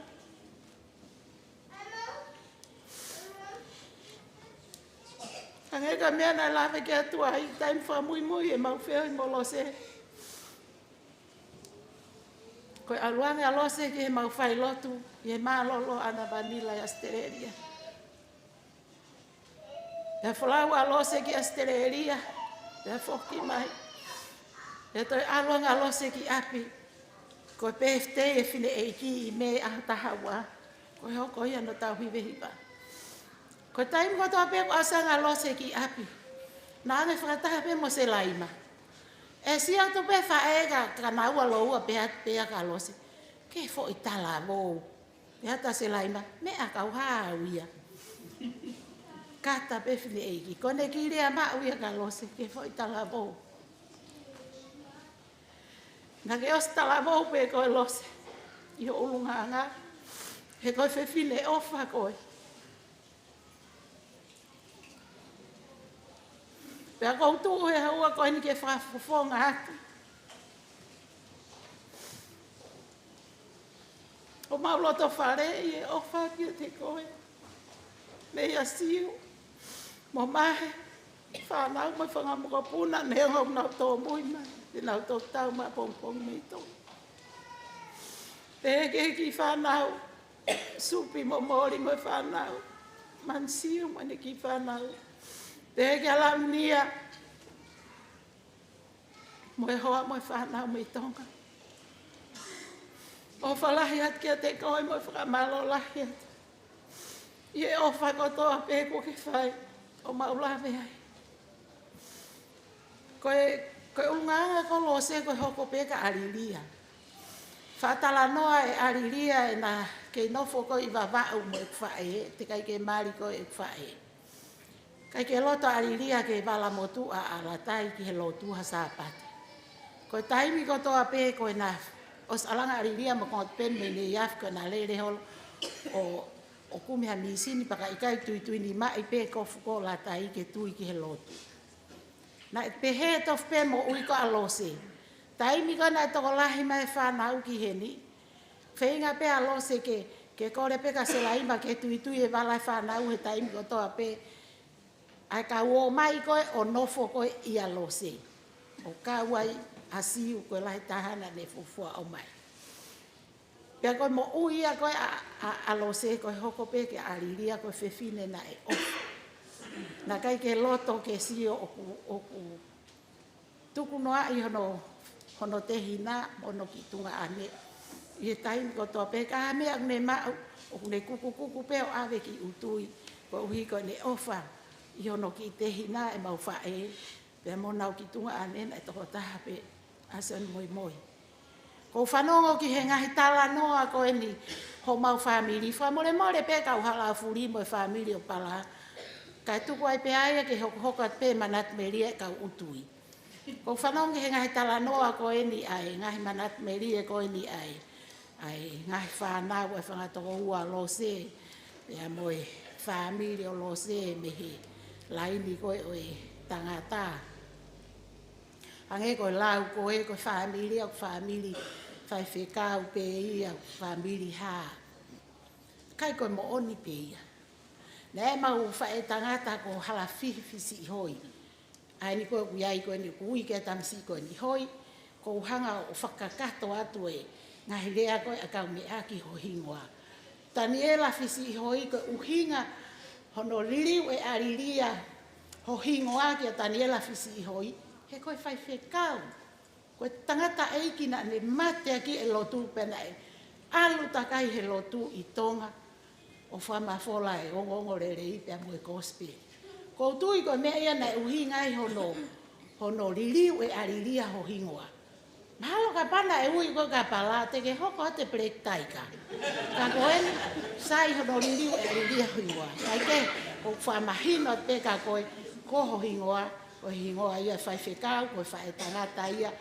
A ariria pe a molatai mo se lani. Aini o tupu ai a fine one whare maka manase mo e whangai whanau ko ia. Pea ko halafihi ko toko taha ia. Na kau mo halafihi i he tufaki o ngongolere mo e kosperi a eiki. Na whlau mai halafihi e taha ki nusilani. Pea alu ki he ilokawa e siasi. Mantui ko mau siasi kulak whai ai taritari malanga. Pea ko e alatu ko halafihi ki he taritari malanga. Aia ko e motu a ia. Motu a koe na ne whai whehu i koe ne pau. Mea tia ka halafihi. Halafihi, ko haia tomo huni. Mea ta halafihi. Ai ha? Ko haia tomo huni. Pea tu ilo fuke he motu a ko tomo huni. Hange ko ki iwa inga aki he kakai hingo e motu a. Ko tali maari e mo oni halafihi. Pea koe foi tali a koe ia, foi tali mo oni. Pea ta halafi. Nake ilo e ai ongo kai haa akau koe na e tau whakataha mo sisu. Na taktaha ta whaaki. Pea te motu a. Iyo. Sai. Koe ongo kai haa akau koe ia. Na e koe kai haa akau e taha na pea sisu. Kake ka hoko ki ho pure anga. Pake manatu iau koe anga hala. Pea ko talatu en pea ta halafi ke motua. Pea ko talatu en ka kohe ahon ki ke ilo ahon. Ko e kai ha akau ko ya kono ingoa ko to mohuni. Pea ko utui ko to ape. Kai ha utui ia mate mala ia mate monu ia alta to ki he. Ko pe alea ko a manase mo ia. Kau hako i Palestini, mo kau hako i whaiwhekau. O os ia hi o tau tala utui, ko utui ko koe ko ngai ke aluko wa inga behete ke i kai ko ai peia ke alfa matoa to ka ko osi. Famone ala fihi ko utui ko to ape o os an ko to ki he van mate pe he van ke ta to al he i lo ko al ki he ko he van. Kai ke o falahi at Pilimilose, o falahi mai tau whae a koe. Ta mo e mau pōpak whaka oski a te koe. Mo mu atua. Te tala ko mo ofa ki e tau wai e taha. O falahi at ki a te koe. Tukua ka te au mo se laima. Ke mahoko at. Ai whaifatongia e tau whamiri. Tau mau o falahi at ki a te koe. Tu au whātu.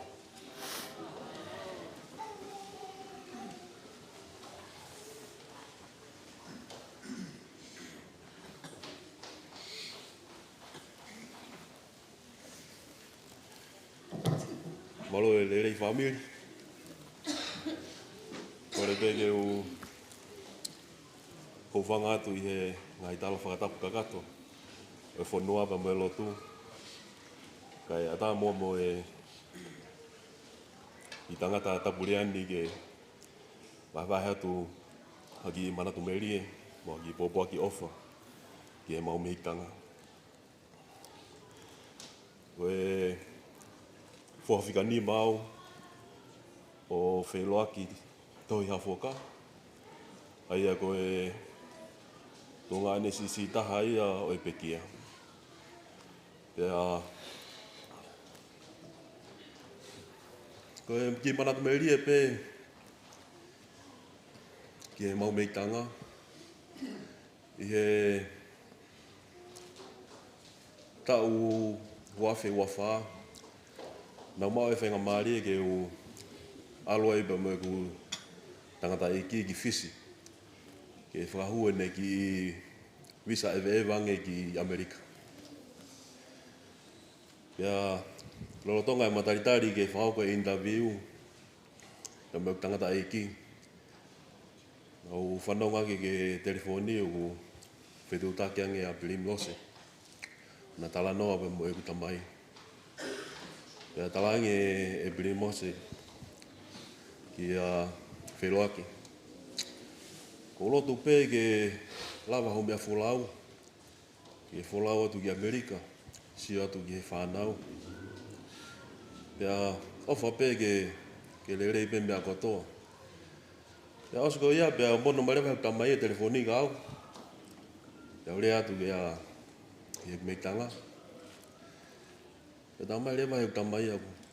He tamai rewa e lose ia. Ofa pē ke tō e mea ho tamai. Nā o ware pēu te alatu ki Amerika o te alugari ake muwha ea mo tō. Kou nofo pē pēa o whetutaki mei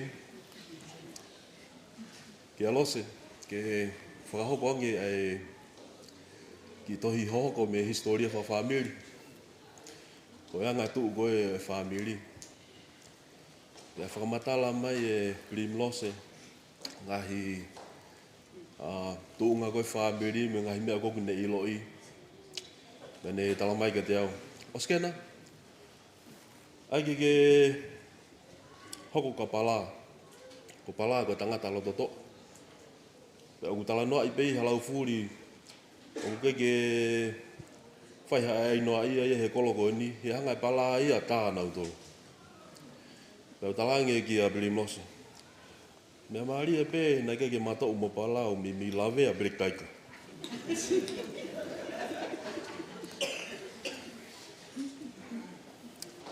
E Pilimilose, ko ilo i ka pauna ke mo ui.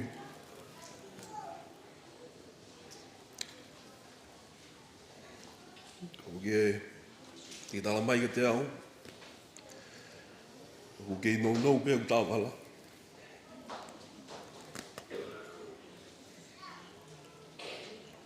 O manatu ki he tala no whakatātā i whalawhala. Ngata tui o tua, o mana wahe. Ko siope.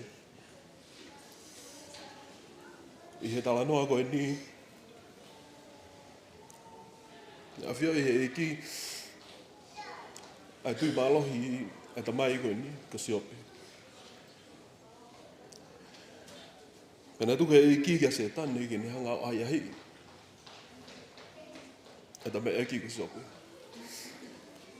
Mo lawe i ko toa pē tala noa. Nā hoko mai ahi a se tane. Tō i ngahi koloa. Ngahi nau ko toa pē. Nā whiawhia e tamai koe ni. Nā ki whakapālau ia pē si ope.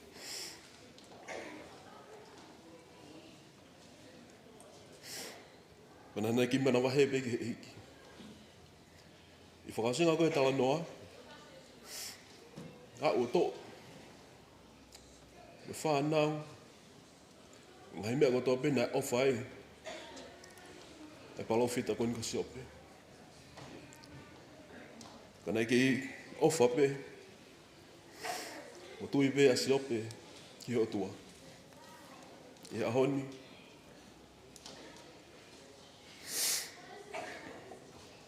Tō mana tua e rea si ope. Ko ia nane whaki. E ko ia peok ne te to'o. Ko tō he eiki. E whae e whita koe ni. E koe mehitanga. Kia te au. Ko me toenga au whangasikuingi. Ka i e whawhonga ofa. Ngai tō onga mo ui ko tō pē, e whae koe ni. I kai ke toi ngā loi e mau mo ui. A ne ofa.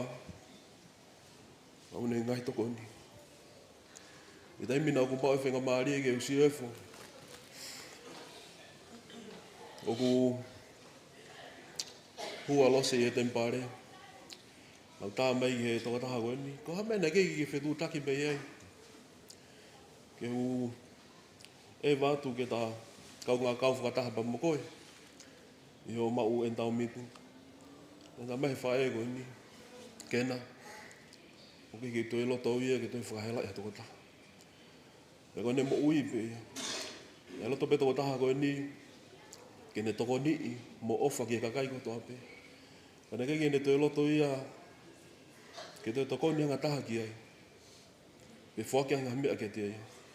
Pe kore ha toko ni ha toko taha. O iai. Andilose. Ma ofa lahi ato. Te wā ho wholau.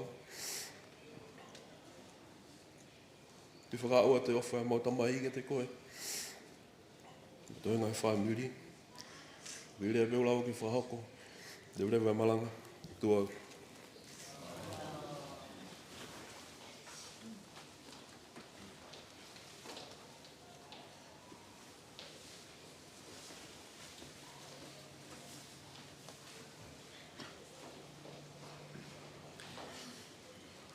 Whawhetaa ki he taiha mai. He ofa mai tau hi whai mai ka te ki tau tolu.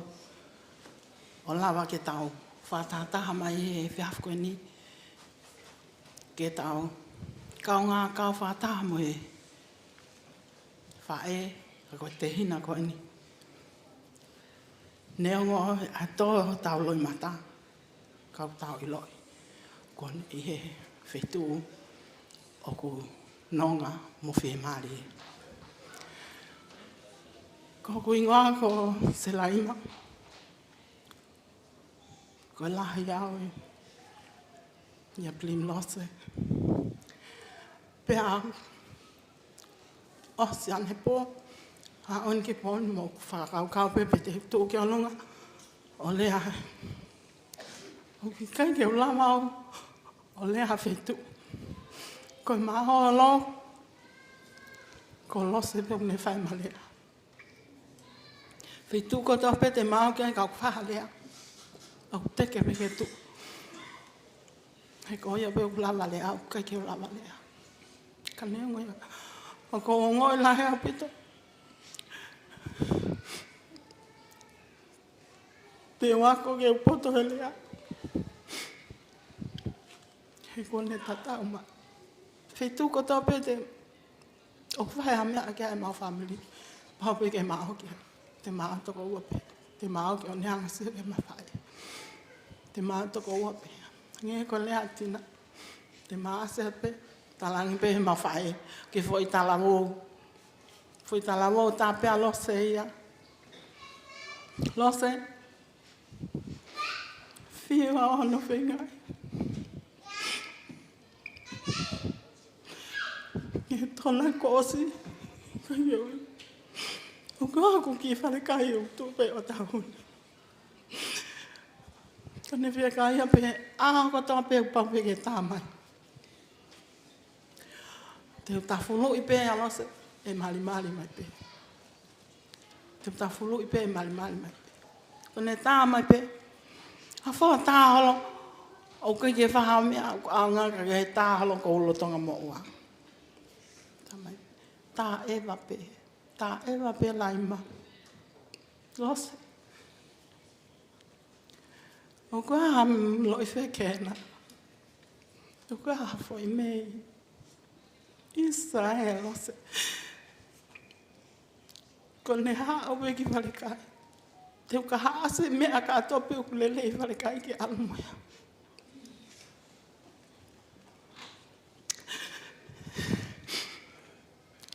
Pilimilose. Ko ofa mai anka. Kai ki ke to e tāmai. Lai mangu ke poto lele e haka keke. Na ke ako pe ia ke poto e haka keke. Ai awe, whaka ofa. Kani ngoya kaya pelot ke wala. Ko me ako manat meli ai ke. Te hina ngoni. Ni ahu na tama ngus lani. Ko ma fe la kin na pen. Oh ya we lai ma ko fe au pito ho hao. Ko tal no pen ngus lan ke au ke tamat. Ngai wike peko mahina ngai mahina si pe ko hilia. Na ko ala toi au lea pau talangi ai. No se si fa ofa pito nof to ta ni.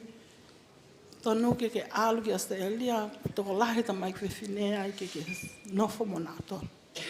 Ko ne lea pena fa mai ka tia. Ai ma. Mana tu ipe ho ha o ki nuslani. Ko me na talatu. Te ta nof penus la no au ke tamat. Ke ha ko amana ko ne lea mai ni. E va me peni kali aki hau ke nofto ta. Ose.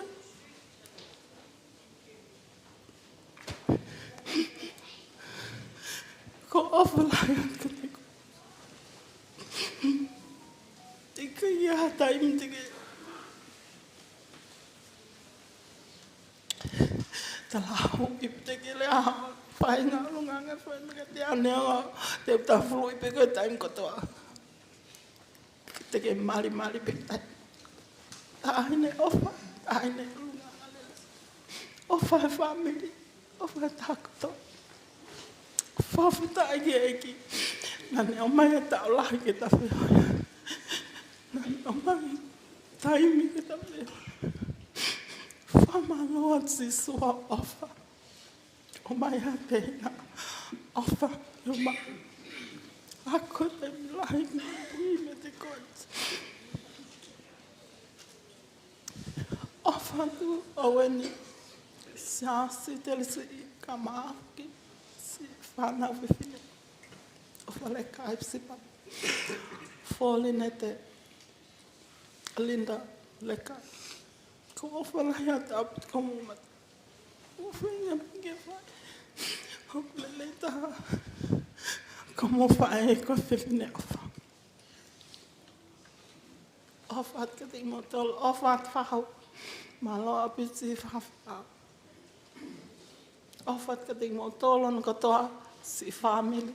Si family mau fai me utui. Malo sa mo mai. Ya si fanga ofa. Kai ke lama mama tala mo ofa. Malo apito. Wow.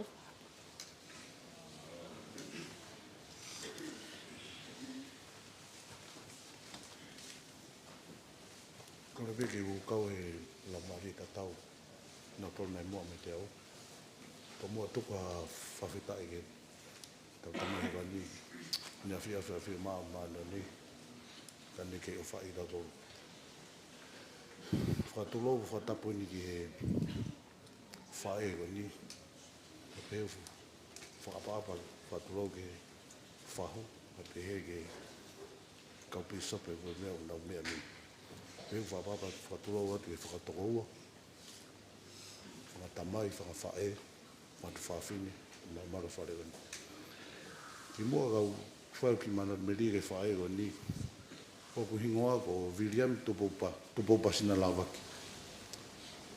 Koku kai ke ilo lahi ki he whae ko ni. Nā toki mahe ni pe me whae ko ni he wafi wataha. Ko lere me pe whia whini ko nofa we ringa tonu. Manat me ri ke whae ko ni ke maki pōtā e pōni e toki mawai a pōmpō. E wafi wataha i tīsema. Manat me ri ke whae ko ni. Nei e i paparema nei hoko ki au e whatamaikina e pokeha ka polisio whahu i manukau.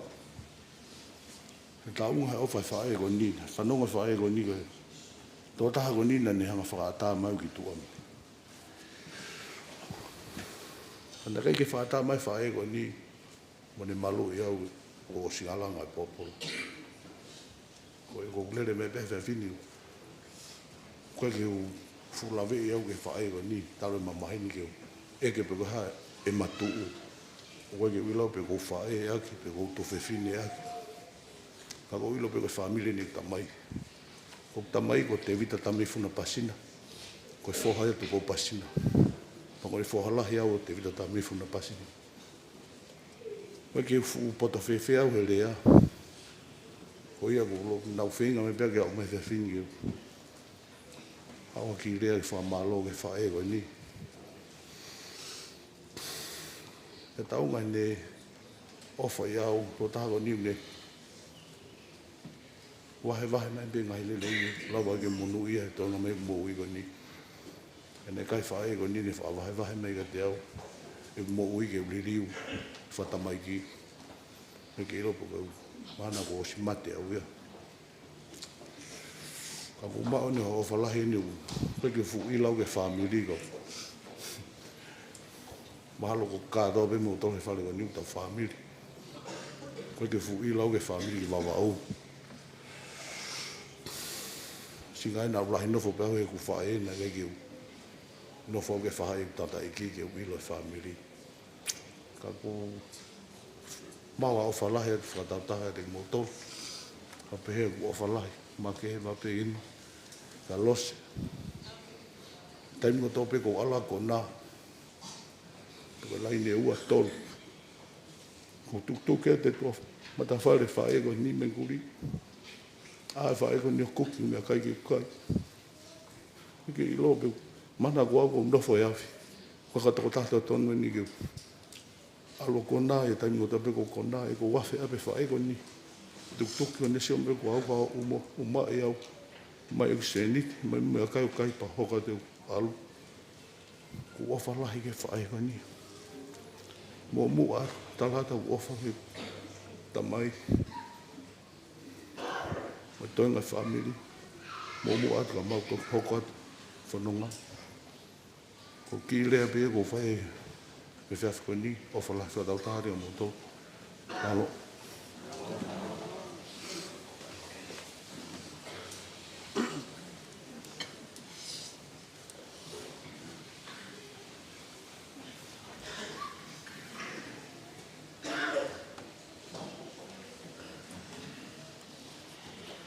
Whakawhetai ki he e ki. Pea kou kore whakamore atu. Whakamore atu ki he whahu. Ka pahu o koutou e anga o unua ki. Ai taimi ke toi ki lolo asi i atu. Whakamore atu pisope. Ka mai ka pure tapu ka mai Plestenio e fine o wha. Mui kai ngā lotu o sisu ka laisi o e kau ngā mā oni o ngai au ki mui ni. Ko whakamore atu ki he ulu motu aka o maa e kai ngā tamai a Pilimilose Hafoka Uasike. Pia pehe ki he whamiri wha e hono kotoa. Whakamore atu ki a afu halau furi. Pamone mole e hangea. Tuku mua ke huwhanga atu. He koloa lelei oi pōni. O mauai ai mawhana. Mauai ai o wha. Melino. He kai te tau whakasisi. Kau hanga mua o whakahoko atu au. Kou tui. O kui ai pe ai ka inga. O ku ikai te mō lawe i ai whine motu atu ane. Ko ta utu pe mo e whanau o ku ta utu anga. Pe au toki whaka ise isa mo whakatumutumu. He toko lahi pe hea e whamiri. Ko e whaka whamiri na e whai ane pō. Ko e whamiri e whanau mo e whamiri. Kai mau ha mau taimi o mau tolu. Mausi o mai ke he hako, whakatātā ia ke he hako o Isileri. Ho nau ngahi tāpua ki, te nau hange koe one o matātahi. Ko enia, o ku mau ia he loto whare, oi whae ko eni. Ko hoku hingoa, ko mere fori, maafu, lauti. O kou takai whala ki he whare o afu halau furi. Pea o kuou whaka apa lah ki a afu halau furi. O kune kei lau maari e lelei pe, koutui o kune mea mai pe me whaka e tonga. He koe mea whaka e kieni ai kolo whahina. O tau mate a kii pea kou teke whewheka ki ai. O tauhi ki he whare o afu halau furi. Ko hoku pikinga mo e whae o whani. E osi e poni, e osi a pongi pongi, hei kai ngata ia. He ko ofa ia na i he fie lau. Ai tō anga o wha. O ku kai ke iai hatai mea e osi ai. Ai whakalata, ai whiohi. Mo e whae ko eni. Hei kai te toi whakaloloa au. Ko hai au, ke whakamatalai. Ai ofa whai tō nunga ai whae ko eni. Kua mou mea kotoa ki ai. Kou tui, koe matai ko loa ia o e whiawhini. Koe tau tala noa hanga au e lelei, pea tau wahe wahe. Koe ngahi tangi o ku mau whai, o ku ikai ko hahanu ia. Koe mau fia mo e whakawhetai ki he eiki. Koe whaka osi e mo ui ai whae ko eni. Na ane hanga o tuku ia. Pana ne hanga o hake whanau paia. Ke ake ki he eiki. Pe hange koe ngahi manatu merie. Koe kapakau ene whainga ke toe whoki. Ko ene ofa ko ene tamai mo ene whae. He koutui na e lalanga hake ia. I he siasi ko ene. Ka ko ene to oa whoki ai. Hoku angkolo ko e ku whae tangata. Ene hanga tau ele i mai ai ki tahine princess ko ene. I he loto whare o palamo arilia. Pea ko ia o ko fia ke talanoa ki he tō onga ai whae ko eni. Ko whae ko eni. O ku hange pe ia haku toko wa. Koe mea whokia o ku moho tare niti ai ai whae ko ni. O ku ikai ke tau whaahanga o whakatoka ngai. E hoko pe ia koe whae. Pea toi hoko pe ia koe whanau. Ke uhinga ke nau whiohi. Pea ko au na e whalala ki ai. Ai huse pa niti koe ni o Pilimilose. Mo manatu koe hange koe mo aki oi. Ngahi manatu merie kia pala mo alilia. Tatau tofu pe pea mo lose mo eku whae tangata. Pea kapau te toi tala atu ka mo tolu hoku hoa o whaanga na matu unga tatau pehe. O hange na iai e ki tu unga he whaamiri na ama kaike makau wai. Na ma alohake pe o lau tohi pure anga. Pa ma pehe hake o hoko koe ki italawa o mui pe. Pena ikai ke fukakato e ma fia he tu unga koe ni oku whai ai whakalakalaka e whamiri. Ke ma hoko koe whanga ki itamaiki he potunga au e talawa ou. Pe koe tau taha. Na ikai, na ma misia e maua. Ka ma hiki whakalaka pe ki maua o hoko koe whae. Pe koe mea ia mato onga pehe ai. Koe hau pe ai whae ia koe ni o ku tau tatau pe ia moau. Te ma whewheinga maua ia ke whakalawalawa ai ki tu unga mo ui koe ni ai talavou pe koe tau taha. Ke ma fia ai hena mapuna whakalaka. Na iai hono uhinga e mapuna. Me he tu unga koe ia ke hoko koe whae. Ka inga. Kai ke whawha matala.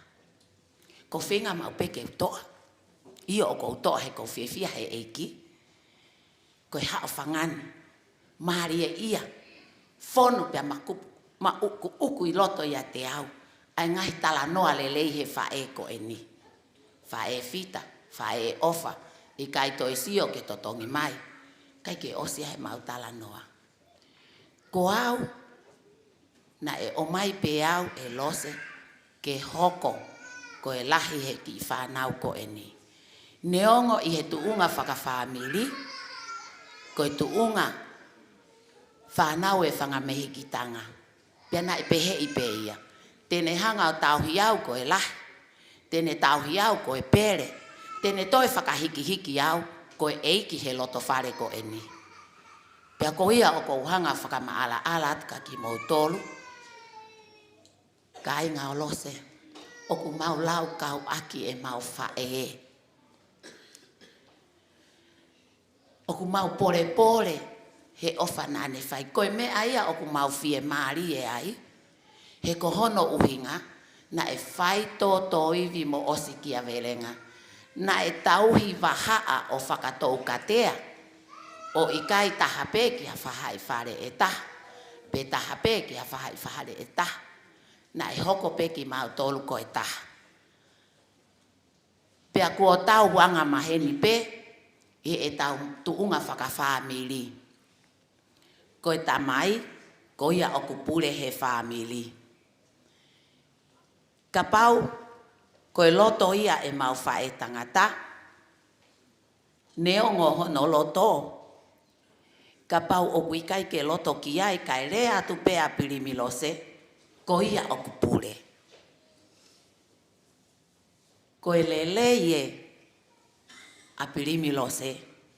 Na e tatau pe ai famili o Pilimilose.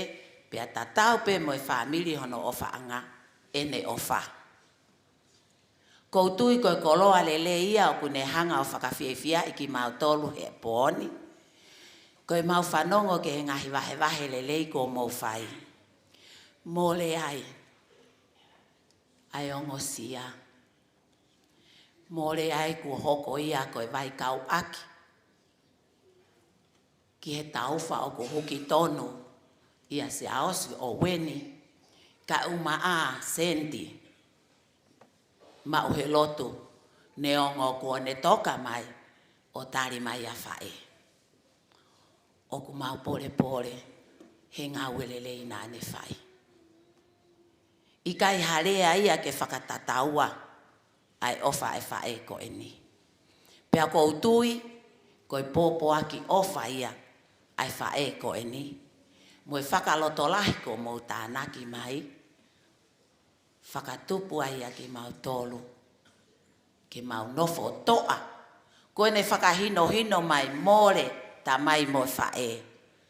Toe pe e tau ta mai oku ne awhio I he lotolangi. Pea ko ia, tene hoko atu ho mau tataki. Whakamore atu kou ofa lahi atka te ki mau tolu hono kotoa. Kou tuupe ke whakafofonga I atu. Koe ne osi koe ni te mau toki hoko atu ki mau tolu. Ke maai aho.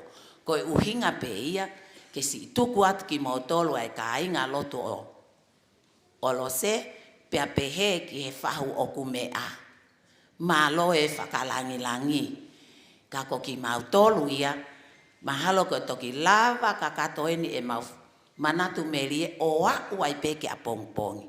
Ko ofa atu ke ki kau ngaue. O ko whiohi moia. I he funga peo Pilimilose si lava mai. Ko whakamalo atu kati mau tolu. Whakamore atu nā kuanga whewhe. Ai ki manatu merie no. Mo whakakou loto peke u asi. Ki he fu whamilin ko ia peko mea mai afu tu ao whaatu.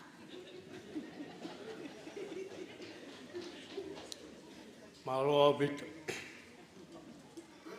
O whaturo uheni ki he pekia. Ako whatapatu heni ki he pahu. O whaturo watuheni ki he kauwhai kahu. Ana ufua whatongia mamafa. Ai pōko heni. O whalahi atu heni ki he whamiri whae o lo se. He ki he whamiri tamai. Au whakahoka tumu au, o kuhingoa. O hingoa ko Paula Alalauti. Ko e si iau i afu, halau furi e taimini. Pea ko hoku tala ai. E tumua kau ki tano asi i ke tahine ko Pilimilose. Nā kulere mai ki he Funual he tahahiwa whitunga furutupu. Pea tau mai pe ki he ni, taimi e nei kei tokosi e kau tō ngā heni. Pea nā unofo nā ngā ue i mesi i hena soni. E nei te ege ma whiiroa ki molose. E nā uiro pe au ko pala ko e pāmiri au afu halau furi. E nei kai ke uiro ko osi nā umua mau ki heni, pe toki hau alose ki Nusilani. A kai i loa kia te au, osi atu e ngahi tau, osi atu e tau. Ko ho ware ke tuu wange alose, he mata pāhoku api i mesi. Kau alange alose ko ia ku aluange ai mohanteri. Uasike koe Maria lose. O hao wheo ho whaki mo lose wheiloaki. Ne kai ke uhido ko inu silani ni lose. Pea matala noa whau wheiloaki fia mau ka noa mo lose mohanteri. Pau ai ke ange lose. Ko hai e tangata koe, na mō mai, tamai lose, ko hoku mari e. Tangi mālo, ane teke umaria, e taimi ko ia. Taimi koa ko sinkolo, pia nau ilo pia utoko lahe kau pālangi, moi mea i Nusilani, moi kau mauri. Ka nau whaka ānau a pe ke umau maha ku hoa, hatahatonga, koe ku tokoni. Pea haipe matanoa pa whoki maa lose mohanteri na nanofnai o ta i onehanga. Ko e lau mai re si whei ngange wha e koe ni. Haipe pe alanga lose. Ko tangi ka hau, kai ke no whau tonu ke aluatu au o e waatu ka kou mo uhe ngā ue. Kurea hanga tonu e whiwhine ka te au. O kuna wange mo ki whiwhine koe na toki ose le rea.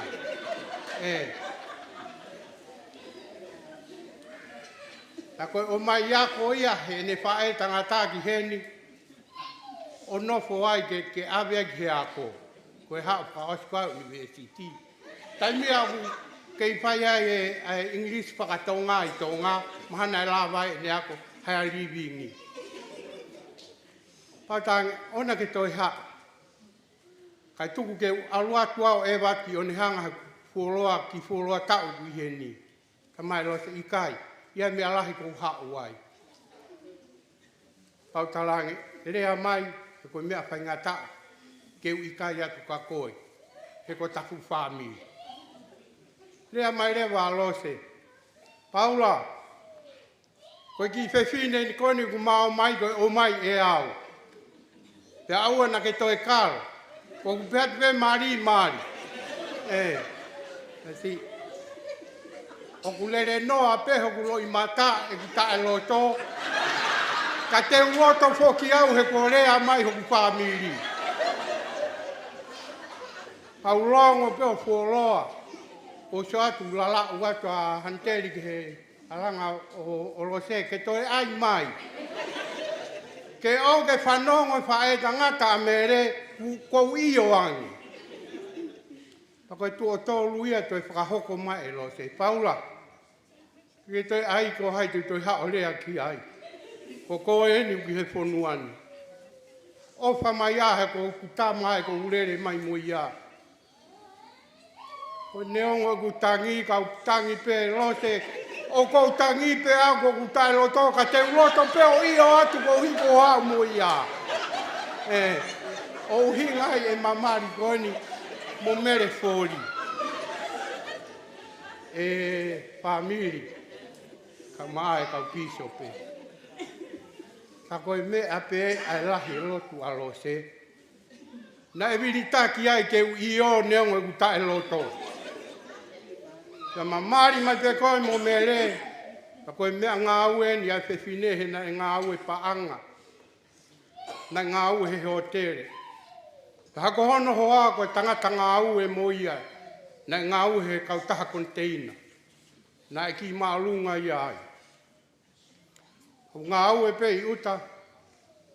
Ia tamai lo se malo paula. Te ufoki a. Ka te ufakamahino mai ahe whae maari. Kota ha aho pe. Ka koe saita ha pe sāpate. Kouhi, ke whai e tari koe a eke a whiwhika au, hene hango eke au. Ke u tauhi huku hoa, ke a uki he mata. Ai nea kou kei tauhi neongo e ne kovi, a kou kei tauhi. Lose, oani ko hango tala ki i ho o whiwhine na ke o mai ka au. Pea whai pe pea kore maa lose, ke uhiki mai ki o ne hanga. Hena manoho pe mo kuhoai i mesi. Mahiki mai rewa ki o ne hanga, ta koe koe ai ke uha uato o tama he whanau. O koe ko halo i eni whamiri. O lo seka maa whamiri o afu. Koe whanau katoa koni mo mea mai kai he pōni. Na ku to o tama pe me he lahi me a uen wa o ke si. Wa o ke nau ke tukutuku koe ni, ma o nau hoa, pia alu e konga ke a sleria, ka e si inofo pe hene a siaos. Lose, o whalahi atu ka kohe pōni, ko ku toki vete a toini, ku mamahi ho tala mai, a ke whakamore more, tuku ahe koina ko ke wholau, koe wike ku osi. Ko lose, na tuho maapi man i menkuri. Pena kai ke fuwa mama a moe api koe no palo se. Me wike ko toa au tua ua tua toluanga lo se ki api kai ku tā mai ka mere ke le reang kono api. Koe alo atu koe ia koe kore alo se almo ki mea kai koe ke kai a pau. Mahalo kune o si iro pe ia ko ku toki lea ni o tala ke u tae loto. Pea wike ku o si, na ufola wai ki Wiringatoni he kumaria e matahine lahi. Pea ku tau koe ki Wiringatoni, ko ku alu ko ne kore mahe ne whanau ke oruange, ki he mea ne whanau he ako. O tangi rewa ka mere, te u alu ki Wiringatoni. Au whikau rewa Mao rewa mo ki foha whikaua, pia mono hoa mo na ki pepe. Mau whauri pe o tau ki Wiringatoni. Mau tau pe ko ia, aho e taha, tatangi telefoni. Tari hake koku hoa. Na upehe ni ku tae lata, koe ne tangi ange ku tae lata he ku alu. Ka inga. Ai whaho wāre ka te au e re ango ku hoa. Ko kā i au e lose. O rea mai ko hoa, koe ne toki tuku ke waru, kai hola ia. Talangi ko ku whoha whamaa pupen tau mea tato soki. Ma whoki mai pe ko ia tau mai he ahe taha. O si nofangi whanau o na hao mea sleria. Ka koe whanau e ni na hango ohi he ngā ue ai whiwhine koe ni. E tau rau ke ose o whaalo se he kai osi mamani. He wotari e langi ni rotu. Los. E a whio me roto tatau. E whiaru ake kau maa o ni one toko ua whaa. Koe nau ko ke whakalahi ato toko ua nima. Iho uru ngā. Kurea ake ho urunga ngā o ko wholau. tuku ke, o ke hola koe, kai tuku ke wha ua tari whanau. Ke whakamanatu mai e kuhango tau ke whanau, o hau ke nau mai, ke hau ke nau pulau ke te. O whalahi atu ke te montou, o whaat ke whahu, o whaat ke kāinga o whakotoa pē, o whalahi atu ke kau piso pē. Koe tau tūtūni ko ni he pōni, ko ne lava pēni, ko koe ku kei, te ke lava, ke mea atu ko mou api. O ku tari e vēni tū ahe, o si māu pē te ue whānau. E mautoki tō watu, e mautoki lava atu ki api o māu ia. Ia i pē moi wai mawhana mea. Ko ia ku kei loto ke ma nofu atu molose he pōni ki au. E kei lepa pehene o tari ki au. O koe kau tūtūni ki au hū. E whakaele a lose he hiwa a pongi pongi ki hono whare lotu. Mahape o mo osi ilo i kotoa pē a e whare lotu konu ki a lose. Ai e whakaele a ki ai, ai toki whaosi ki ai mo e o au tapu a e siasi. Ai whakaele mei ai ki mala e koni papatoe i he tahataha. Hako ia pē o whalai ata ti mo tolu malo au ki.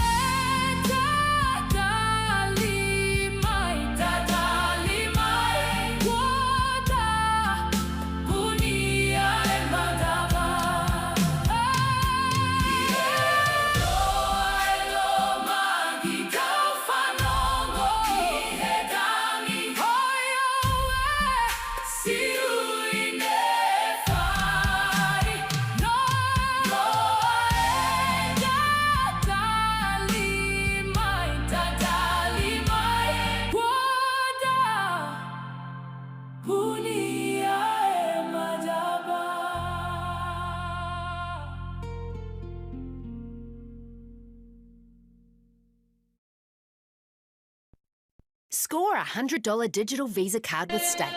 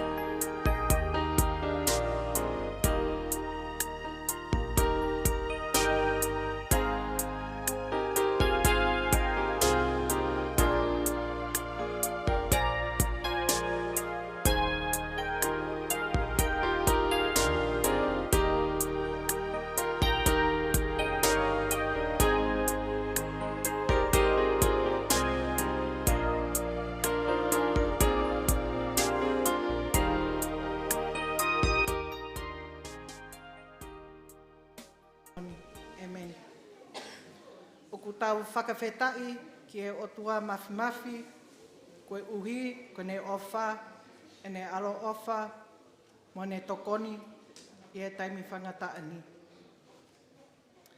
Malorere ki ate ki motor kotoa pe. Whakatapu atu ki he whahu, whakatapu atu ki e ki whaiwhekau, whakatapu atu ki he urumotua, e ngahi whamiri, whakatapu atu ki he whanau paia, pea whakatapu atu ki he kainga kotoa pe. Whakamole mole atu ki he whamiri, mo e kainga i he mole lahi ko mo whehanga i moia. O kuau whakamaro atu i he whainga maarie ke tu o hake e poni. Hi everyone, my name's Dawn. Ko lere mai me Onihanga 312. Ka taki o keke o fupoto lea whakatonga pa te o remix pe my English ke mahino ka motono. Mama Rose, I'm just gonna say it, you're more of a mother to me than my own mum. I was 19 years old when I met Sipa and Onihanga and Martin Holtis, and Sipa introduced me to you, and I thought to myself, man, your mum's pretty, your mum looks young. And not long after that, I got kicked out of home because, you know, it was too good for home. So I got kicked out of home, and then Sipa and Mama Rose and all of them, they took me into their home. You know, not once did I ever, you know, feel like I didn't belong there. You know, we had really good whakalata times. Little party, and Rose, Mama Rose will party with us. You know, she was young like us back in the times. She had a young spirit, and she's such a beautiful woman. I remember, I think it was in 2024, and I was so busy with my life, and I had a random moment, and I said to my baby daddy, one of Mama Rose's old mates, one back in Onihanga, back in the 70s, I go, "Tau kai mo Rose?" And he was like, "Io." So we went and we got some mea kai, and we had a good meal with her. But she was talking to him more than she was talking to me. I kind of just sat there. They were talking about the good old days, reminiscing, and that was the last time I had a meal with her. She was telling me about how proud she was. I was completing the final year of my degree. She was like, "Sai koe ton ke alu koe ako, ke foki koe ke ako." And I go, "Yeah, it took about 35 years for me to do that, but yeah, I went back to school." I have one really funny manatu me rie, and I'll never forget it. There was one day, me and Mama Rose, it was my payday. And my payday was on Thursday. And when it comes to my payday, you know, pay on Thursday, gone the same day. But we went and picked up one of her cousins from Tonga. And after we dropped her off, we're going back to Manston, and Mama Lose said to me, "You know what, Dawn? Ta mai whewhine, okay, tala voko and hina hoko to me." And I was like, "Hey," she goes, "Yeah, no, she thought you were my daughter." So I went back home, and I was showing off. I was like kind of laughing inside that, you know, this woman, you know, wanted to claim me as hers. But I never forgot that moment. I was like, yeah. And I reminded her about it too when we had our final dinner. Rose, you know, thank you for taking me into your home, and all of your kids too. Thank you. You know, we all ate together, we all partied together, we all struggled together. living with you made me, was part of making me who I am today. And I'd like to acknowledge, this opportunity that allowed me to stand here and give you the respect that you deserve in your mother tongue. I can read Tongan, probably better than I can speak it, but I try. I couldn't bring my children here to say goodbye to you. And Guru, I didn't tell him, I haven't told him that you're gone. But I know that, we're all gonna miss you dearly. Just thank you for everything that you have done for me, especially those times when nothing, I never forget where I came from. And that's part of who I am today. To those that didn't have faith in me that I can do this, here I am. Here I am. And all clean language too.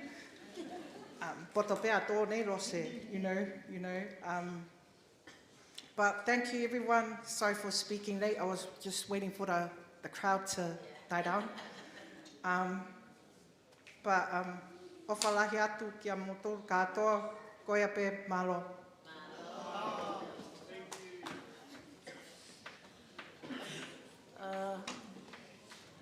Hello everyone. My name is Sane.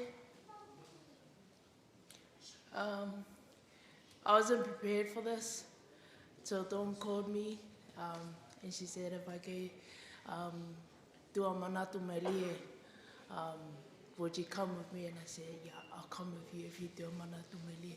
Ko pēni pe e, ai ne whai manatu mai lie ne, manatu mai luno pa whakakakato ai pe mo au. But one memory of Lose, there's a lot, but my two favorite memories of Lose is every time when I go over to her house when Linda invites me over, Lose is always eating on the table. She's like, Sane, hatakai. Knowing me, I'm Ma, and she won't stop calling me till I come and sit on the table and go with her. And another fond memory of Lose is when there was lots funeral, when I just met the family. She introduced me as her daughter to everyone, and like Dawn said, I never felt a place where I belonged to. She welcomed me into her home, into her family. Na kekene toi lau hatau ko kehe. Na le lau pe ai whangawheleni e ne whanau ko e ne whanau pe. And yeah, that's it. Off atu and yeah.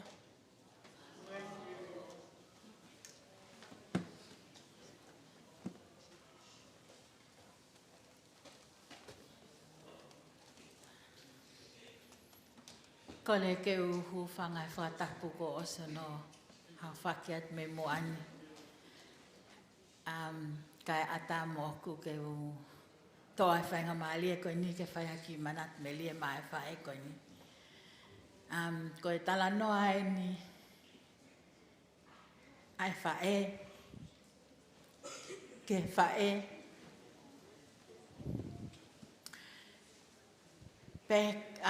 back then, like 20 years or 21 years, nai whai ai wheohi mo e whae ko ni. Ko uhi au pe ko ene whanau, mo ku whanau. I he wanoa noa ni mā, wanoa noa wha, o ku whai ai wheohi ko ni ai ki whanau a Lose mo ki whanau. Pea e taimi ko ia, nā mato e hange pe maua ia, hakaure ka o tatau pe mo mau mo whanau. He nā malele holo pe maua, he taimi ko toa pe, He taimi hoku e wā o loa e mawhanau. Nā mawhakauli pe.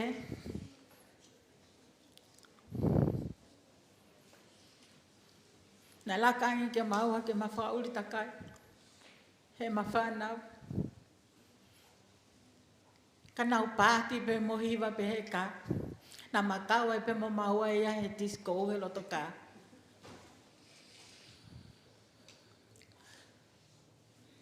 Nā ia e ki foi hiwa manatu. Manako ai wha e koe ni.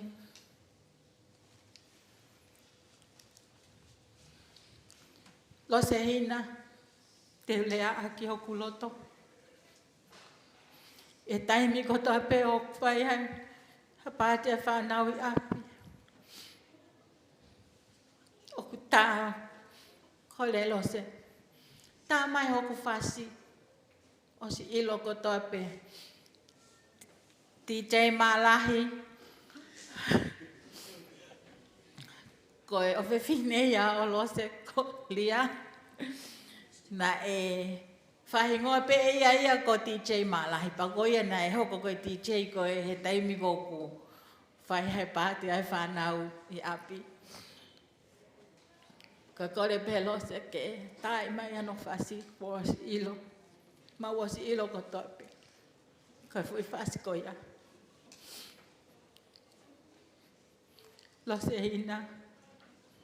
Te ulea ke kofa. Mo atu. Ka wautot mui muia. Malo he mea ko tope. Nā ke tale ku whanau holoto whale. Neo ngai ai tono no. Nā aku tali ho whanau holoto whale. Pea koe ofa whakawha e ia. Whiwhine mari, whiwhine mo ui whiwhia.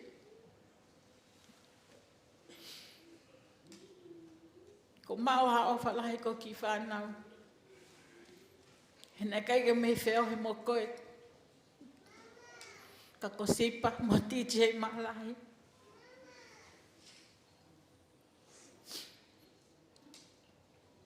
Ne huwhi au ki loto whane.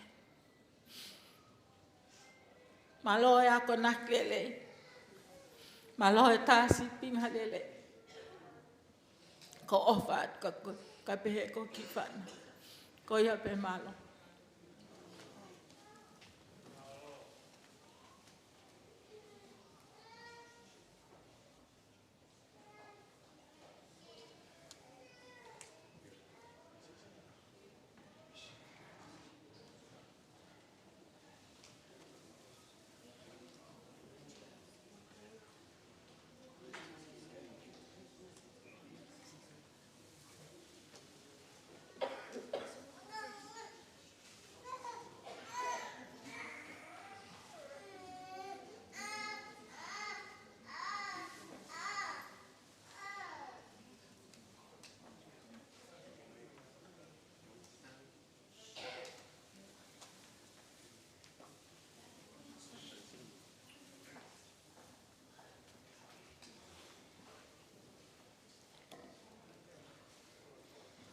Hello everyone, my name is Nikki Uasike.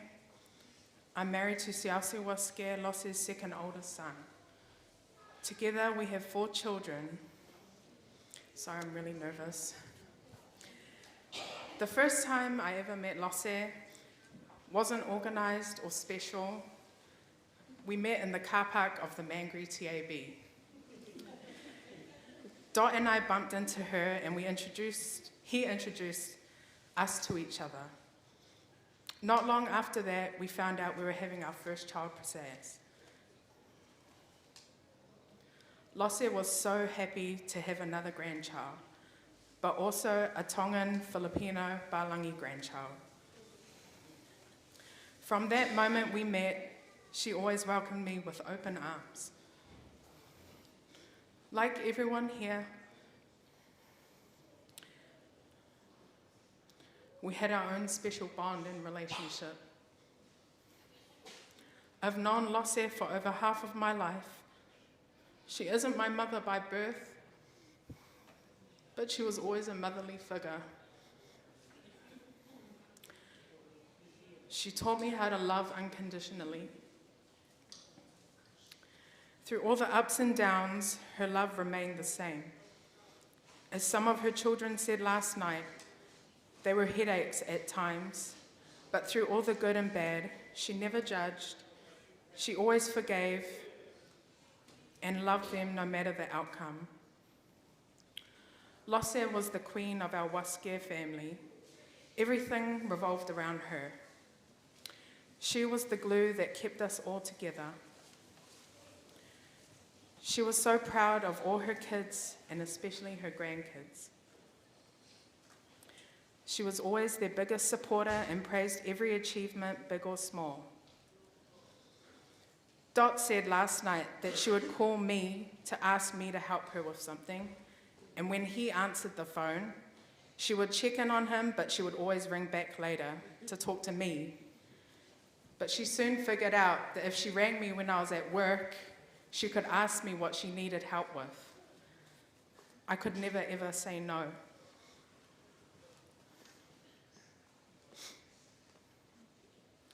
Mum,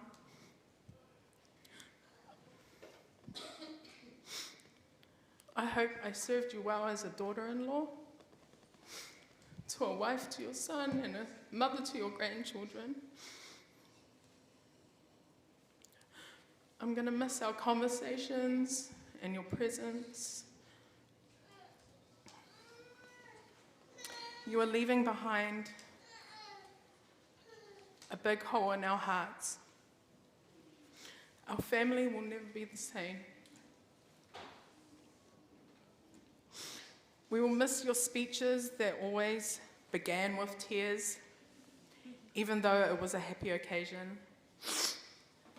We will miss your cooking, your laugh, your smile, your voice, all of your stories and your love. But we find comfort in knowing that you have been reunited with your husband and with other loved ones in heaven. Rest well now, Mum. We love you. Thank you.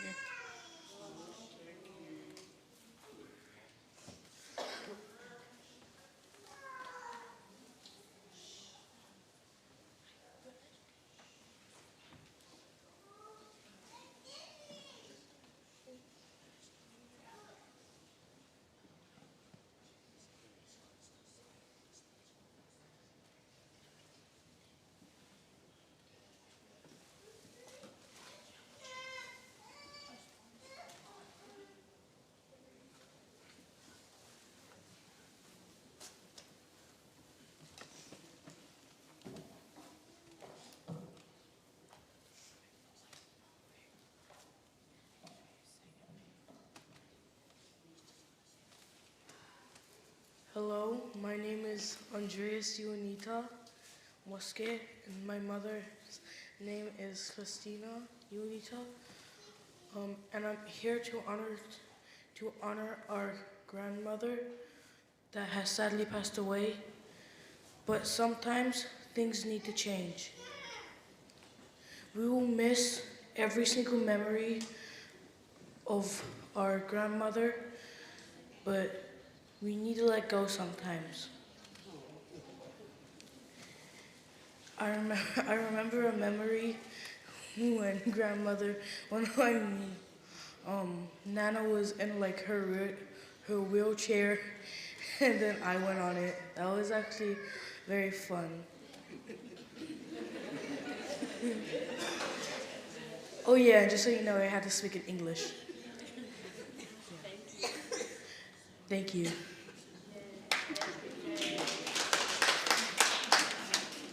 I'm the favorite son, by the way.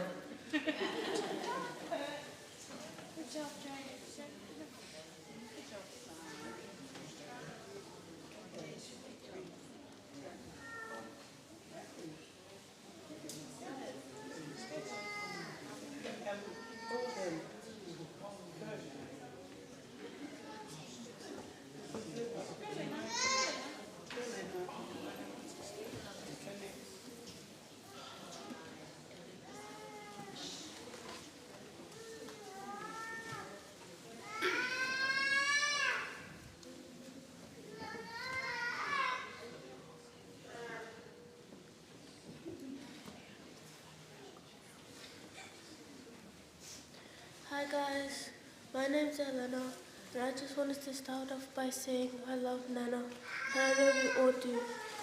I know Nana's in good hands now and that she's safe.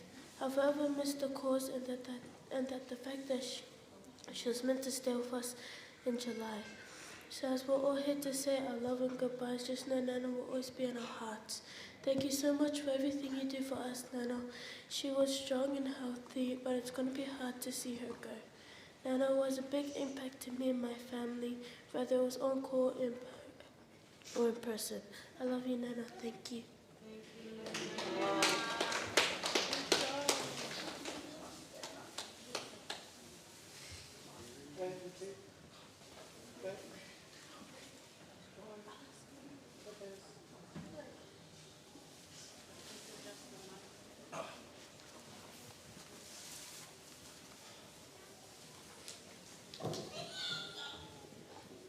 Hello? Oh, yeah. I didn't prepare any speech or like anything to say, so I'm just gonna like go off the top of my mind. First, I'm Nikki and Dot's son, oldest son, and Nana's grandson.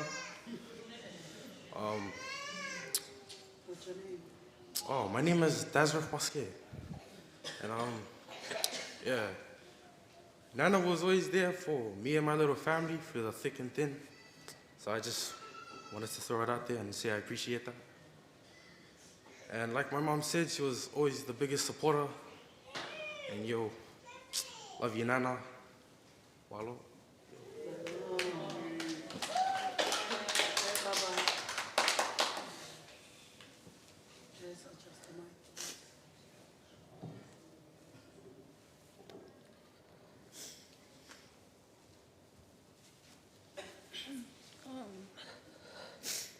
Malolole, everyone.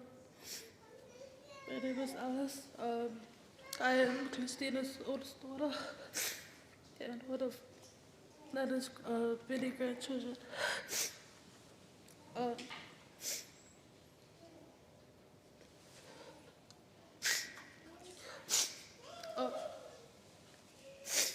Nana was a very wise woman. She had a big heart. Yeah, she was very kind to everyone. I didn't have much to say because it was very big. But I'm honestly very grateful to have someone like Nana in my life.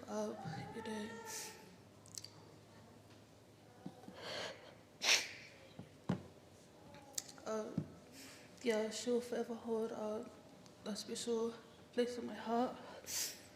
I just want to say that I appreciate everyone for coming out and supporting our families during this time. And yeah, my father and Malo.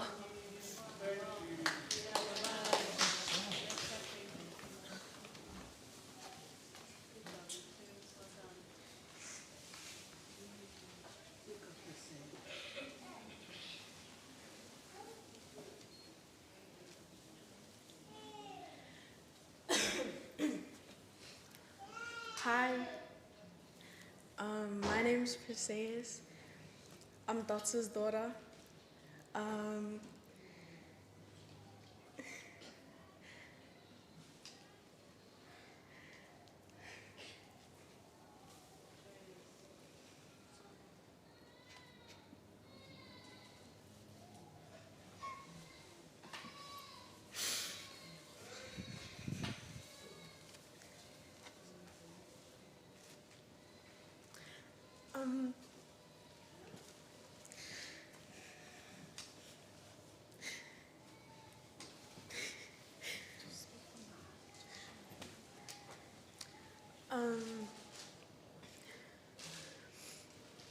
I think one of my favorite memories was probably Nana always messaging Mum asking if I could do a dalunga for her because MJ wasn't here. because before, me and MJ would always do it together. But then she moved away, so it was just me. And she would always ask Mum, can Says come to church? Can Says come do this for family reunion? And I would always say yes because there was no one else to do it for her. Yeah, I love going to her house and practicing. And she would always go, Says, you're such a good dancer. Says. Yeah.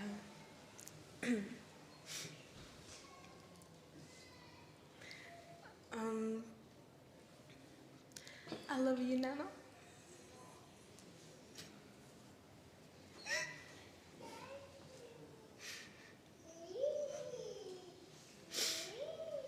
And I'm gonna miss you.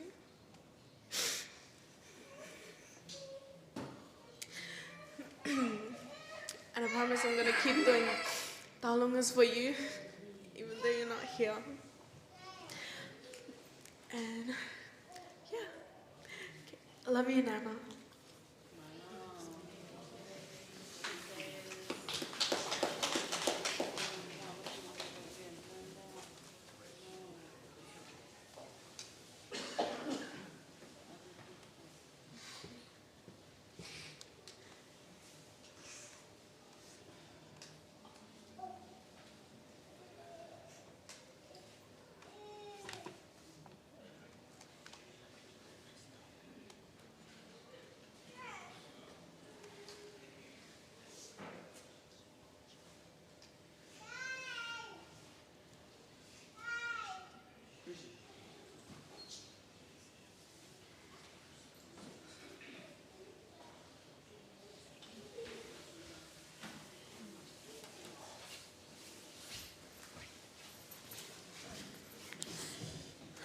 Hello everybody. I don't have anything planned, so it's just coming from the top of my head. I'm Owen's oldest son, Semisi.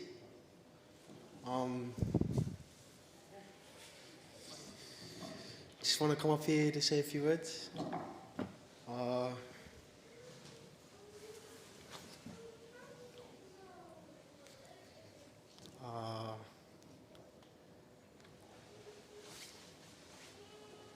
Just, I don't know, always bring joy to our hearts and was just always there for us. Such a supportive Nana.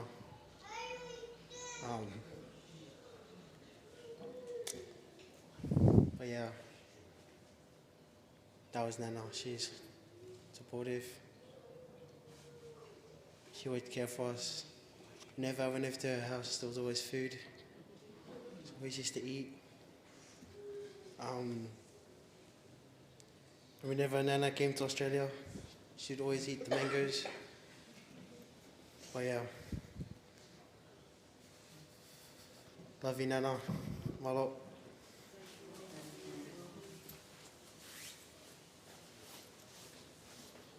Hello. My name is Grayson. I'm Owen's son. And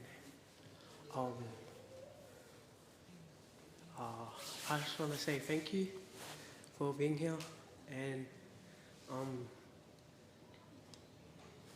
Nana Mena lost horse. I remember. Oh no, never mind. Sorry guys. I just want to say I miss you a lot, Nana, and I love you. And yeah, thank you.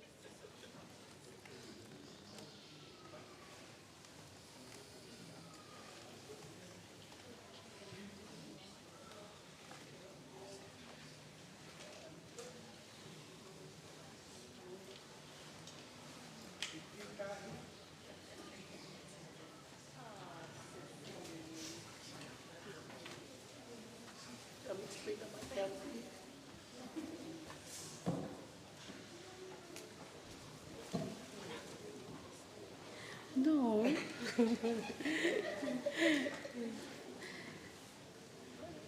Hello, everyone. My name is Mona. I'm related to Los's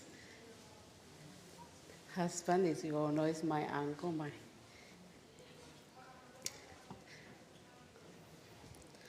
I was sitting here for a long time, and I was keep on kicking myself to get up, but I'm too shy. And plus, I never stand and speak in a crowd, but I'm keep telling myself, how can I sit there and not saying anything about this amazing person? Before I'm going, I'm just going to say Pilimilose was a lovely lady to all of us and my uncle. Without them, we won't be here in New Zealand. We're probably still in Tonga. But I'm so grateful for Lose, and my uncle's already passed away, for bringing us all here. And we all find our husband here and our own family and kids, and we have a better life just because of Auntie Lose and Uncle Telly. Without Uncle Lose, I would say I won't be here and have a lovely husband, Victor, and I have 3 kids and 2 grandkids. And without Lose and Uncle Telly, I won't be where I am.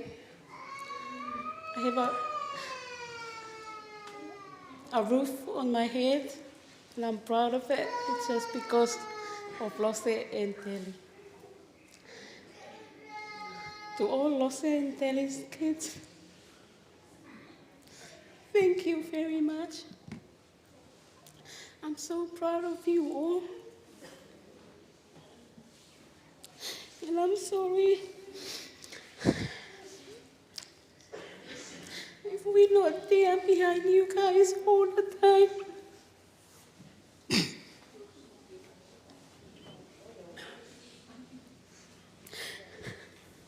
I love you all.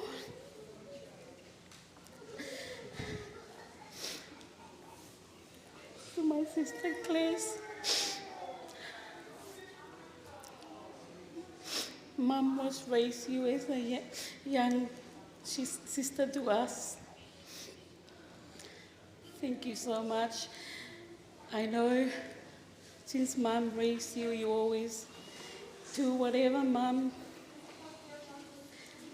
But since Mom passed away, Claire, thank you so much. You're free now to be with your sibling and support all your siblings. And I love you, Claire, and the rest of you. Koe kilea peko na koe neongai koe mari koe palangi ka ke kopi pe lea ia ka kilea fa palangi pe ke si ilo mai kai whanau ke kukai ki nau fu poto he lea fa palangi ka ki fok pe ke fa ki lea fa tonga koe tomotu pe fa malo ke ta mai vani kui koe tau fai mai ta moi a umpusia mai e pia ko ini koe maumbe fa family ko tope ko to wa la hi pe ko mere ko pe ku lea he time ko tope ko au ia ko ta uto susi no a pe ko ke lava lea ha fa hinga me ka koe tau ta utu mo ko kau kau ki he au ngai fa e ko ni ya ki mau to na osika to be mau to e fetu ku mai e te ni molose na ko mai do to ko wa mere pa ha mo tunga ane ko kini pe o mai mo fa e pa ha fa e o ke ni o Tau tama be he whanau ko ni katoa na kakin toi lau koe mehe tanga ia. Ka ne ohi ake be ki whanau ko ni. Pea maunofo ko ni. Koe mau hau na e tau mua pe tahe mau angolo. Koe mau hau katoa ke ni pau pe mari katoa. Kai ke toi mari ta e pepa, mari pepa pe. Ke nofo i murin kumi ha mau mo ui. Ai aku na mo wau sia pe ka pana mo hen e tala loto a paula. Na pe he tofu pe katoa na pe familia lose. Na pe tuku mai he angolo ko ni familia lose, familia te. Mau tol mo familia lose. Na kai pe kone oso mai pe os mau pe ta pakahua ke tota. Pau pe ke mari ke mau na pepa na nofo na. Pa ko ia ko pe he. Neo ngoi katoa na uto na na mata lele mau kumi pe angolo katoa na hoa. Ngata pe yao na kumi pe yao ko hoa. Pa ko ia ko pe he. Ko fia lahi au pito angolo he ku hau. O talangi o kuai mo to palangi o ku kai ke toi tama angolo kai ke toi fa hatu ko mari en pau ke fai. Pa ko ia na fai ka ko ia ko uhinga ko kiai. Na mau ko mau to mai ke ni ko hiko angolo ko ni. Ele ofanga ka mau to si alanga fe tuku mai mau to katoa ki murin. O taktaku no mau hoa hen pa mau mo ui. Ko e fine kon kolose, fine fai to longa mo on ene tauhi. Na ka ni to pehe ko ha ki mau to ke mi hono family. Na ne tauhi ofa ka mau to. Me ko to pe lahi time ko e na lahi pe ki mau mo ui e mau angolo mau pe ni ki tola. Ko ne kai ha mau pe alo se ia ke fratau mau vala fo o mau pe ki he lotu mo ave mau to ke lotu. Pa ko ia i lo se ko whakamalo lahi atu ka te koe. Hounga au pito ho o wha. Neonga ne mate mau angkolo. Kana kai ke tuku ai ho o wha ko ia mau tolu. Ko mau mea lahi mea si. Na ke lele pe. Taki aki mai pe whanau. O mai. Pa ko whakamalo lahi atu whakapapat ka koe lo se. Malo au pito ho o wha. Hei kai ke ngalo o wha. Pa pewe ko ki whanau. O whalahiat ka te koe. Talato mau o wha ki whai toka koe pe malo.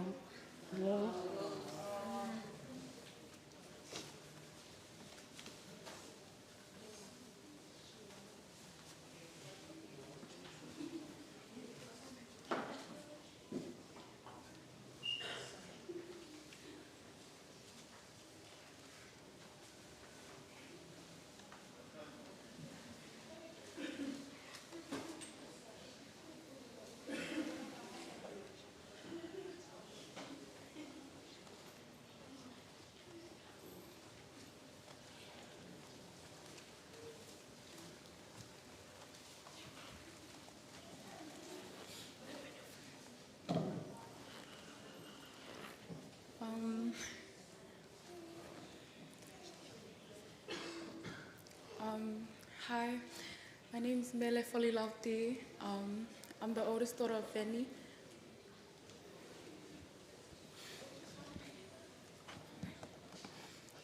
And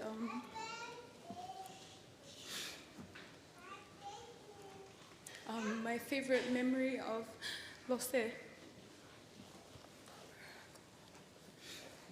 was when all our cousins were Whakakato and we went over to your house. I remember begging Nana Mele to let me stay because she would never let me stay, but I begged her because Sayas and MJ were there. And I just remember her being so welcoming and just opening her doors for me.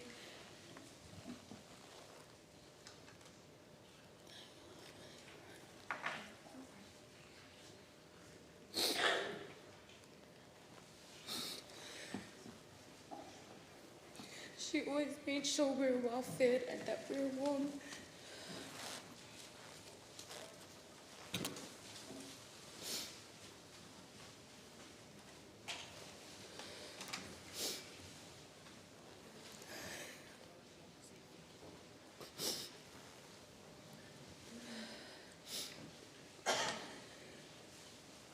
You know, I loved her just like how I love Nana Mele. To me, they were both my role models. Because every time I turned, Nana Mele would always be with Lose, or Lose would always be with Nana Mele. And the times where she'll call Nana and just ask her to come over to eat something, Nana would always take me and she'll always be so welcoming. Always ask me if I wanted to eat. But knowing me, I never eat. But yeah, that was my favorite memory of Lose. She touched my heart. And I want to thank all my uncles and my aunties, Lose's kids, and their kids for making me feel so welcome.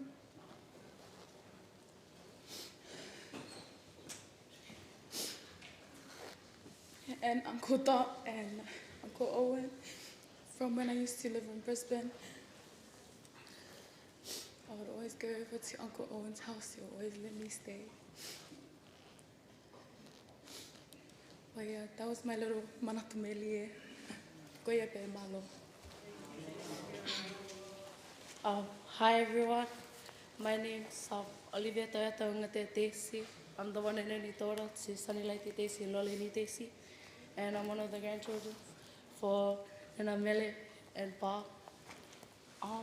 I came up here to share one of my good memories that I had with Lose. There was this one time we all slept over at her house, and she was in the kitchen, and she goes, "Ollie, are you hungry? There's food in the fridge." And I was so excited because I was like really, really hungry. And if you know me, you know I can eat. Anyways, I opened the fridge with like my eyes and my facials ready to like be all happy, just to see that there was nothing in that fridge. There was nothing, and I had to take a second look. I closed the fridge, I looked at Lose, and I was like, oh no, I'm not hungry. But I was hungry. And in that cupboard, there was like Milo, and I was like, there's Milo but no food. But you know, I'm not one of her grandchildren, but Nana Lose always treated me like one. She always made sure I was well fed and that I had something to drink. My last memory with her was seeing her at Lola Hair's first birthday. I saw her and I was so happy. Because every time I'm in Auckland, I'm always wondering, where's Lose? Where's Lose? Last year we had our Hala Fully ball. I remember dancing with her, with Sayers. I was wondering where MJ was, because MJ decided to move to Australia. But to Lose, I just wanted to say thank you. Thank you for your welcoming arms, for all the love and support you provided with me and all my cousins. And yeah, thank you.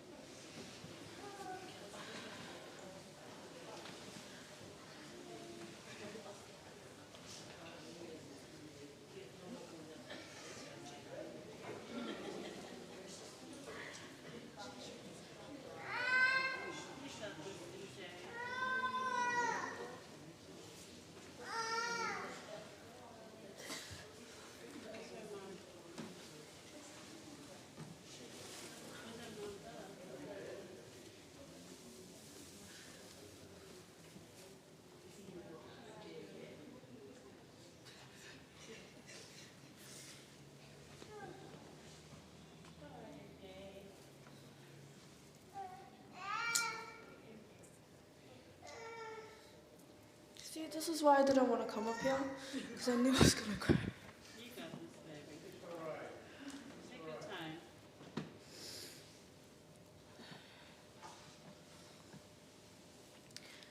Hi everyone.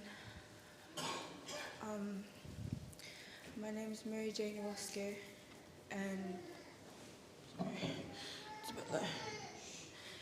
And I'm Romalinda's eldest daughter.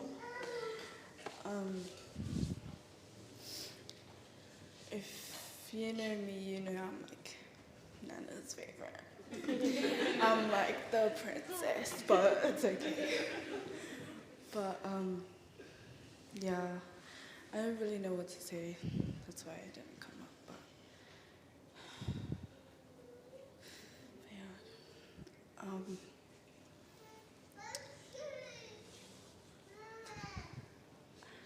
I remember this one time, me and my mom and my two little brothers decided to go to Nana's house just to go over there. And me and Nana were sitting on the couch, and so I decided to vlog it. And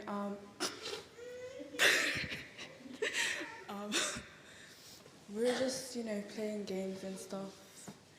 And so we decided to play the suspect game. If you know that, but some of you guys look old, so you probably won't. But yeah, and she decided to tell everyone that I had kudos. But at that time, I already got rid of it, so don't worry. And so there was another time she said I didn't brush my teeth. And if you know Nana, sorry not to be sad, but she doesn't have teeth. But I didn't want to be sad and say that she didn't have teeth, so I let it slide. That's why I'm the princess. Oh my gosh. But yeah. Ew. Yeah. I will always miss Nana. And I know we will love her and stuff. This was really unexpected, so it's gonna be really hard on me to let her go. But yeah, that's okay. I'm still the princess either way, so thank you, bye.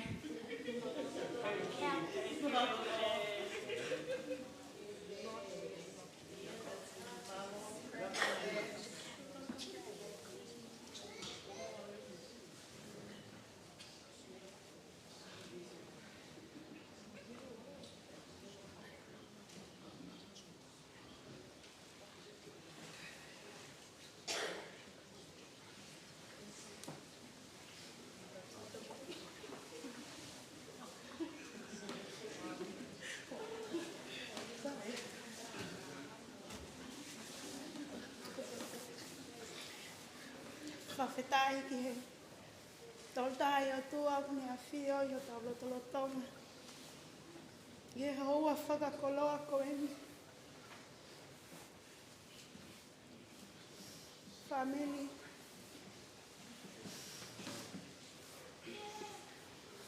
Ko kingoa ko talafunga ni lotu ilangana. Ko whiwhia pega uhao whaki manat melie ki whae ko eni. Ko kupikinga ki whae ko eni. Ko lau pe ko whae. Ko whae ko ia. Ko mele whon lau ti. Pe huse pāniti o te kia. Ki whae tangata ia ki whae pe. Ko mele whon lau ti. Ko tōnga ia e kui heni. He whiawhito eni. O ngona pe. E ui māmo māo ni o ni e eki.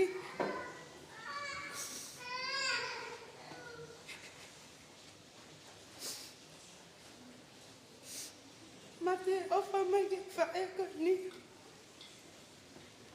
Ne onga nei teke ia o taim pe whete whio mai whae ko ni. Ka nei lawa peke tala e whotunga o whae ko ni. Ia ke taim sine whai ha whio. Mai whae ko ni.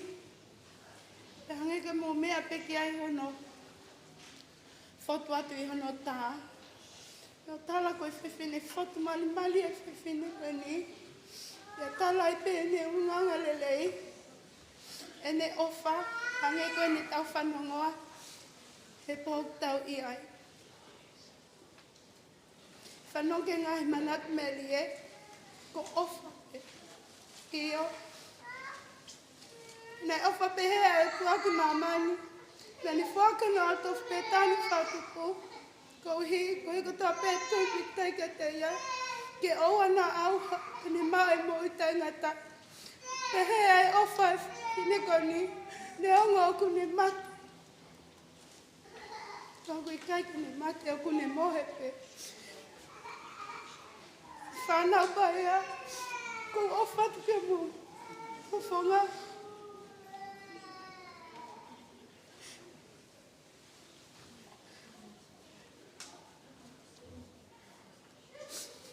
Malo he mea tope.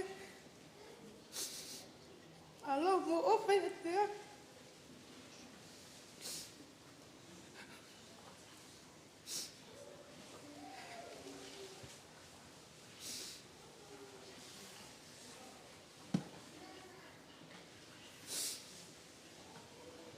O si lava me whenui whoha koe ni, ne vili ke maha. Nā whakaampe, no si hao o make ko whangarose, rose ko mate o whatatoi. O tamai ki whahai e mo hea heni, mo paula leka.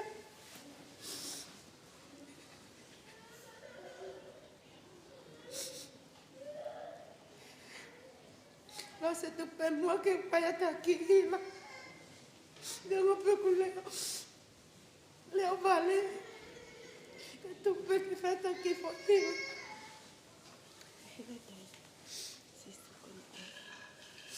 Sisu koela hokula umalie ulongia.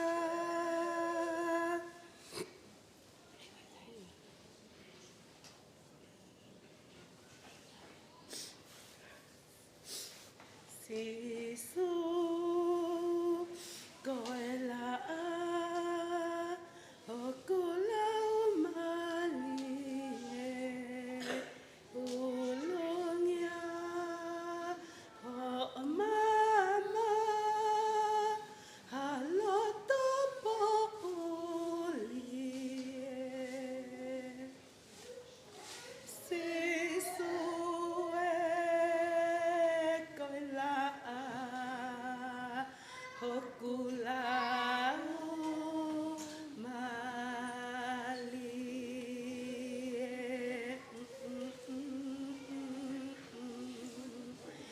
Wafe waono ta'u oe whakake kake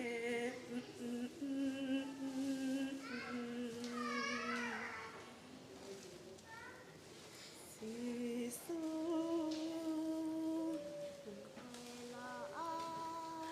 hokula malie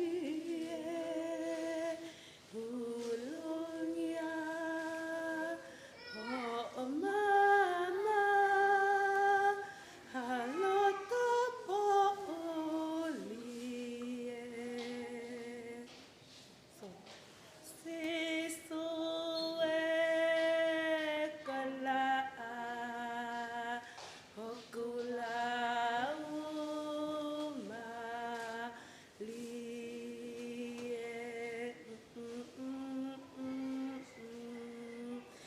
Wafe waono ta'u oe whakakea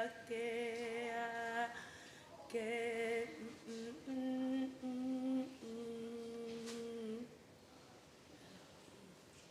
Koe ono ngā fulu ta'u a ene pule hoko koe siueli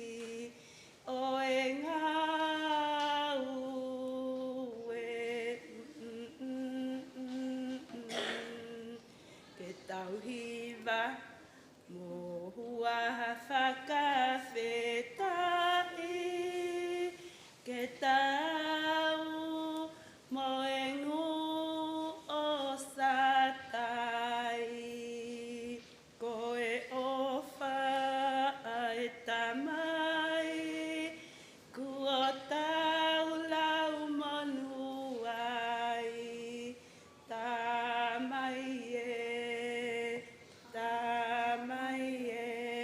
koko e pe, o kupule,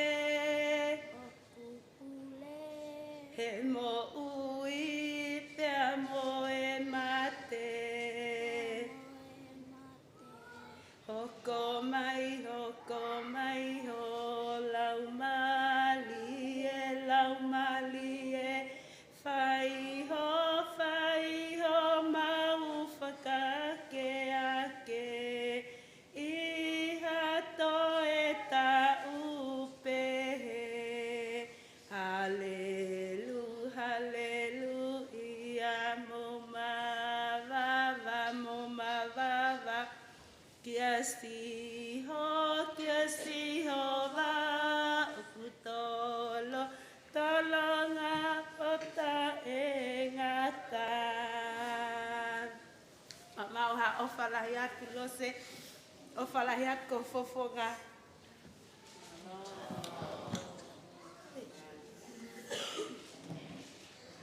Hi, my name is Maake. I'm the grandson of Melefoli Lauti. I just want to say that this woman is a great woman and many people look up to her. I hear good comments about her, so this woman should be like the Queen of Tonga, everything. Because she's a beautiful lady and a nice, kind, caring woman. If she was my grandmother as well, I would be grateful to have her as my grandmother, but she's not, so I just want to say bye, Losse. I've only met you 2 times, but yeah, it's okay. Bye. Thank you.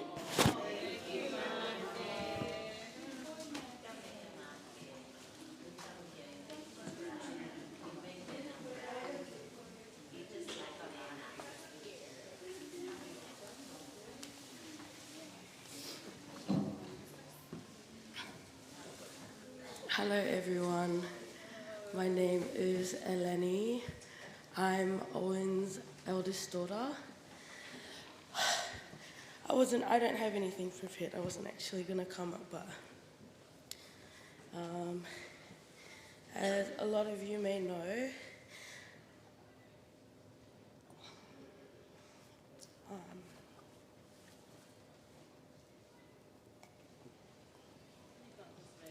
sorry.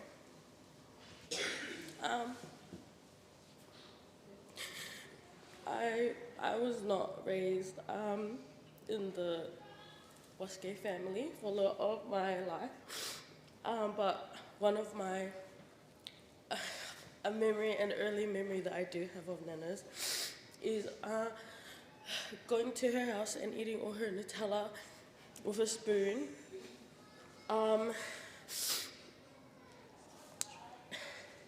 Another thing that I really love is that we're all such a tight-knit family, and that is due to Nana, all the siblings, all the grandchildren, we're all close. Everyone shows up for everyone. Nana always shows up for the kids' things, Alilia's dances, things like that. It's one of my favorite things. And if you know my dad, he's a bit of a staunch guy, but every time he's on the phone with Nana, his face is he's always so happy to talk to her and talk to us about her. It's one of my favorite things about her as well. But yeah, I'm very grateful she has been there at a time for me when I needed some support. So, thank you, Nana. We'll miss you and we love you. Thank you. Thank you, lady. Hi everyone, my name is Aliliana Huya Ameliwaske. I'm Owen's youngest daughter. I also didn't have something prepared because I didn't think I was going to come up here. But I wasn't raised with, not with Nana, but I'm an Australian. I'm one of the Australian crew, so I'm an Aussie baby, so I never really got to see Nana much. But the past few years, Nana comes over. We go over to see her. Whenever we come, we go stay at Nana's house. But something cool about Nana that I'll always remember is that she'll always come over and call me before she comes. She'll be like, Alilia, I got you some presents. I got you presents, Alilia. And then she comes here and I'll be like, Nana, where's my presents? She'll be like, oh yeah, they're right here. And then she'll pull out these burgers, Nana dresses. And she'll be like, these are for church. And I'll be like, oh, nah, bro. But that's something cool about Nana. She'll just bring whatever she likes, and she thinks that whatever she likes, everyone else likes. But Nana's always been really cool. Like, you can tell Nana anything and she won't tell your mum and dad. Go Nana and tell her all the naughty stuff. But Nana's, I'll always miss Nana. I wasn't really ready when I heard the news. I wasn't prepared for what I had just heard when I had got home. But Nana was always really loving.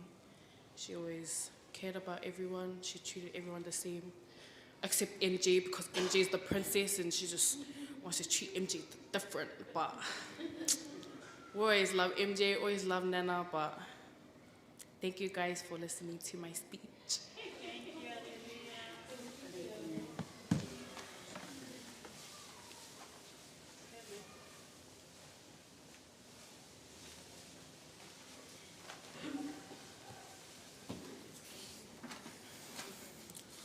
Hi, my name is Mason, and my mom is Christina Uasike. And my favorite memory with Grandma was when her and Dot's family came to Melbourne, and then I went to the Airbnb, and then I went to go and see Nana, and she was like, oh, Mason, you got so big, foi fatties. Okay, thank you. Hello, my name is Sifa Uasike, or Boko. I'm one of the oldest grandkids. And I love this woman there, Rick. I'm one of the Australian crew, so I didn't really get to spend as much time with her. But yeah, she treated me, I just love her so much. One of my special memories I remember was when I was really young. Me and Linda used to stay up late at night when she used to work at the hotels. And we used to wait because we knew that she was going to bring chocolates back. And yeah. I just love you, Nana.